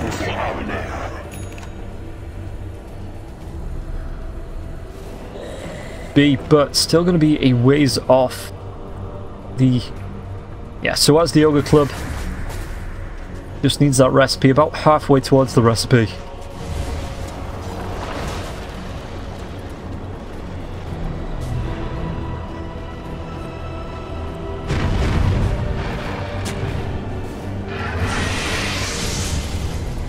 Roshan, it's going to be a quick one, 3 seconds before he's back up, so if anyone sticks the head into the pit from the side of Fly to Moon, should be able to see that one happen in G, trying to find the Ancients, just get a little bit of as Luna comes in, just try and claim that last bit of gold for the BKB, and I don't think she wants to really fight before this, because she is being focused down by the Queen of Souls coming up from the Shadow Fiend, showing herself in the mid lane, maybe a trap, but there is a sentry ward there, showing off G.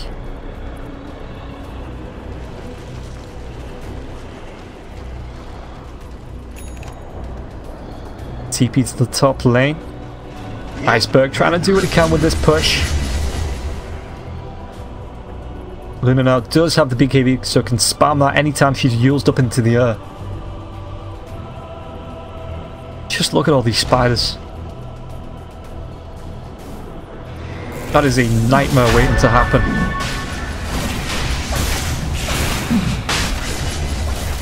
Roshan being attempted. There's another DD on the Shadow Fiend as well, so look at the damage he's putting out, over 300.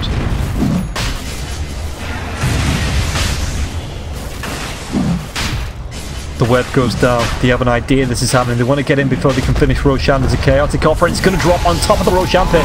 Only onto Iceberg, though. Everybody else backs themselves away. Now the epicenter onto 3, that's a better roll, and Phobos going to be BKB up. There's going to be a macro pad, and the Queen of Souls to come through. Tiny's going to be able to get himself away, being chased down by Non-Grass, and tosses him back. Meanwhile, Phobos does take down Nofi, the chasers on Illidan. He's going to be able to pick up the Shadow Fiend as well. He's going to move himself onto all the trying to fight back, that comes through on the Shadow Fiend. It's going to be an elusive beam. I think he holds on. He's actually already using the Eclipse to take down Beaver now, and Illidan's going to be able to get himself away from this.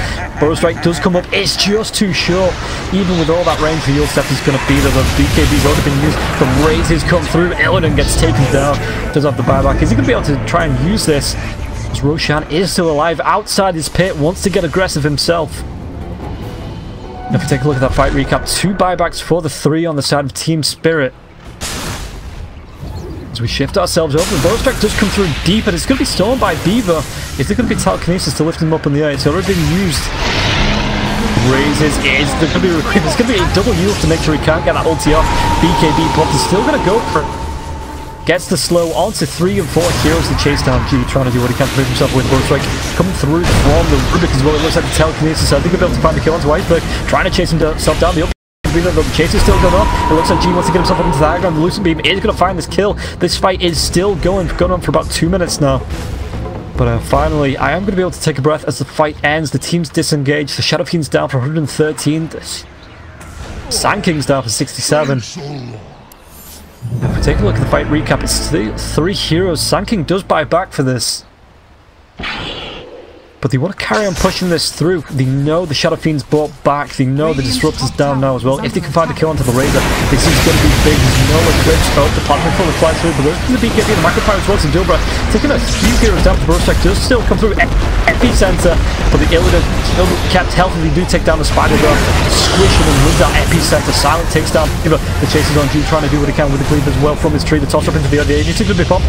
Silent, can he get himself away from the Glimmer Kit? He is going to be the Burrow Strike. Comes back on through G, who eats the cheese, gets himself back healthy. And still no Shadow Fiend, but it looks like teams want to be backing themselves away. They don't want to be caught out here. They do go down. I think the buybacks, it's only the Razor that has a buyback. So, could be potentially disastrous for anybody being caught out.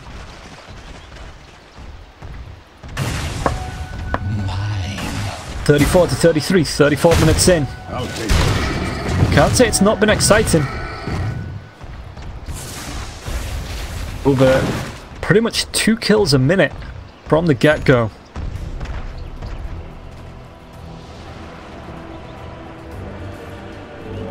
Illusion. No fear. using the dual breath. G coming into the mid lane. There's no ward to scout him out this time either. Shadow Fiend's been dead for so long. The Brewmaster, the Brood Mama died, and it's going to be up pretty much at the exact same time. Gonna go towards that Nullifier as well. Don't know if she has it on the courier or whether she just bought out for that. Yeah. So it still needs to save up for that Sacred Relic. Shadow Fiend's back up. Razor, as well as the Twin-Headed Dragon. The only two with buybacks in this game. Everybody else is, apart from the Brood Mamas, is on cooldown. Priced out first.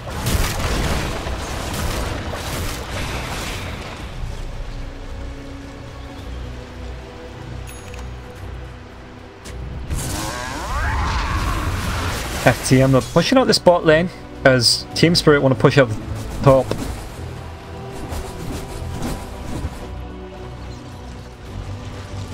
Dire's bottom tower is under So attack. Silent leading the line with this double siege creep stack. It's a lot of creeps as well. The tower going to be taking the liquid fire as well, which is going to slowly chip away at its attack speed as well. Dual breath comes through. It's going to be a tier 2 tower down for the side of the Dire. Are they going to be able to trade this one out though? The Luna is there, maybe looking to back him off.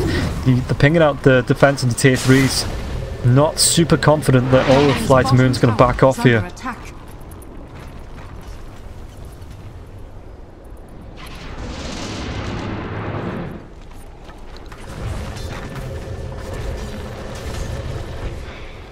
Top lane, Non-Grata tries to get the Shiva's Guard. Is it going to be enough to scout out? The Plasma Field is there as well, but Illidan just juking his way around. It looks like, did one of the creeps see that?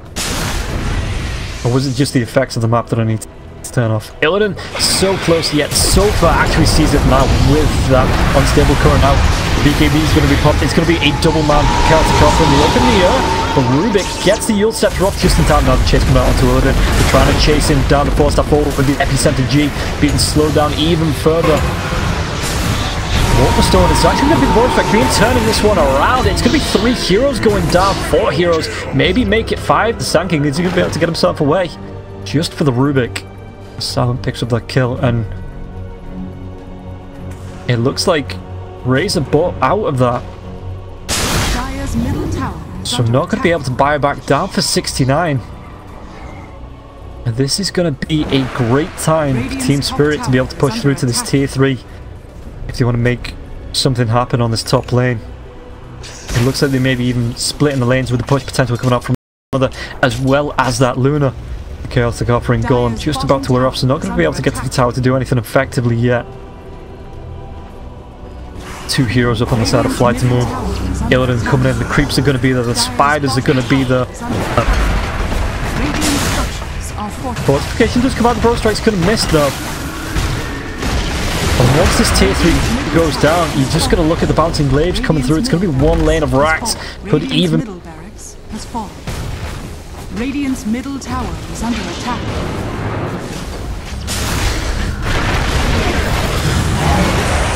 Radiant's bottom tower has fallen.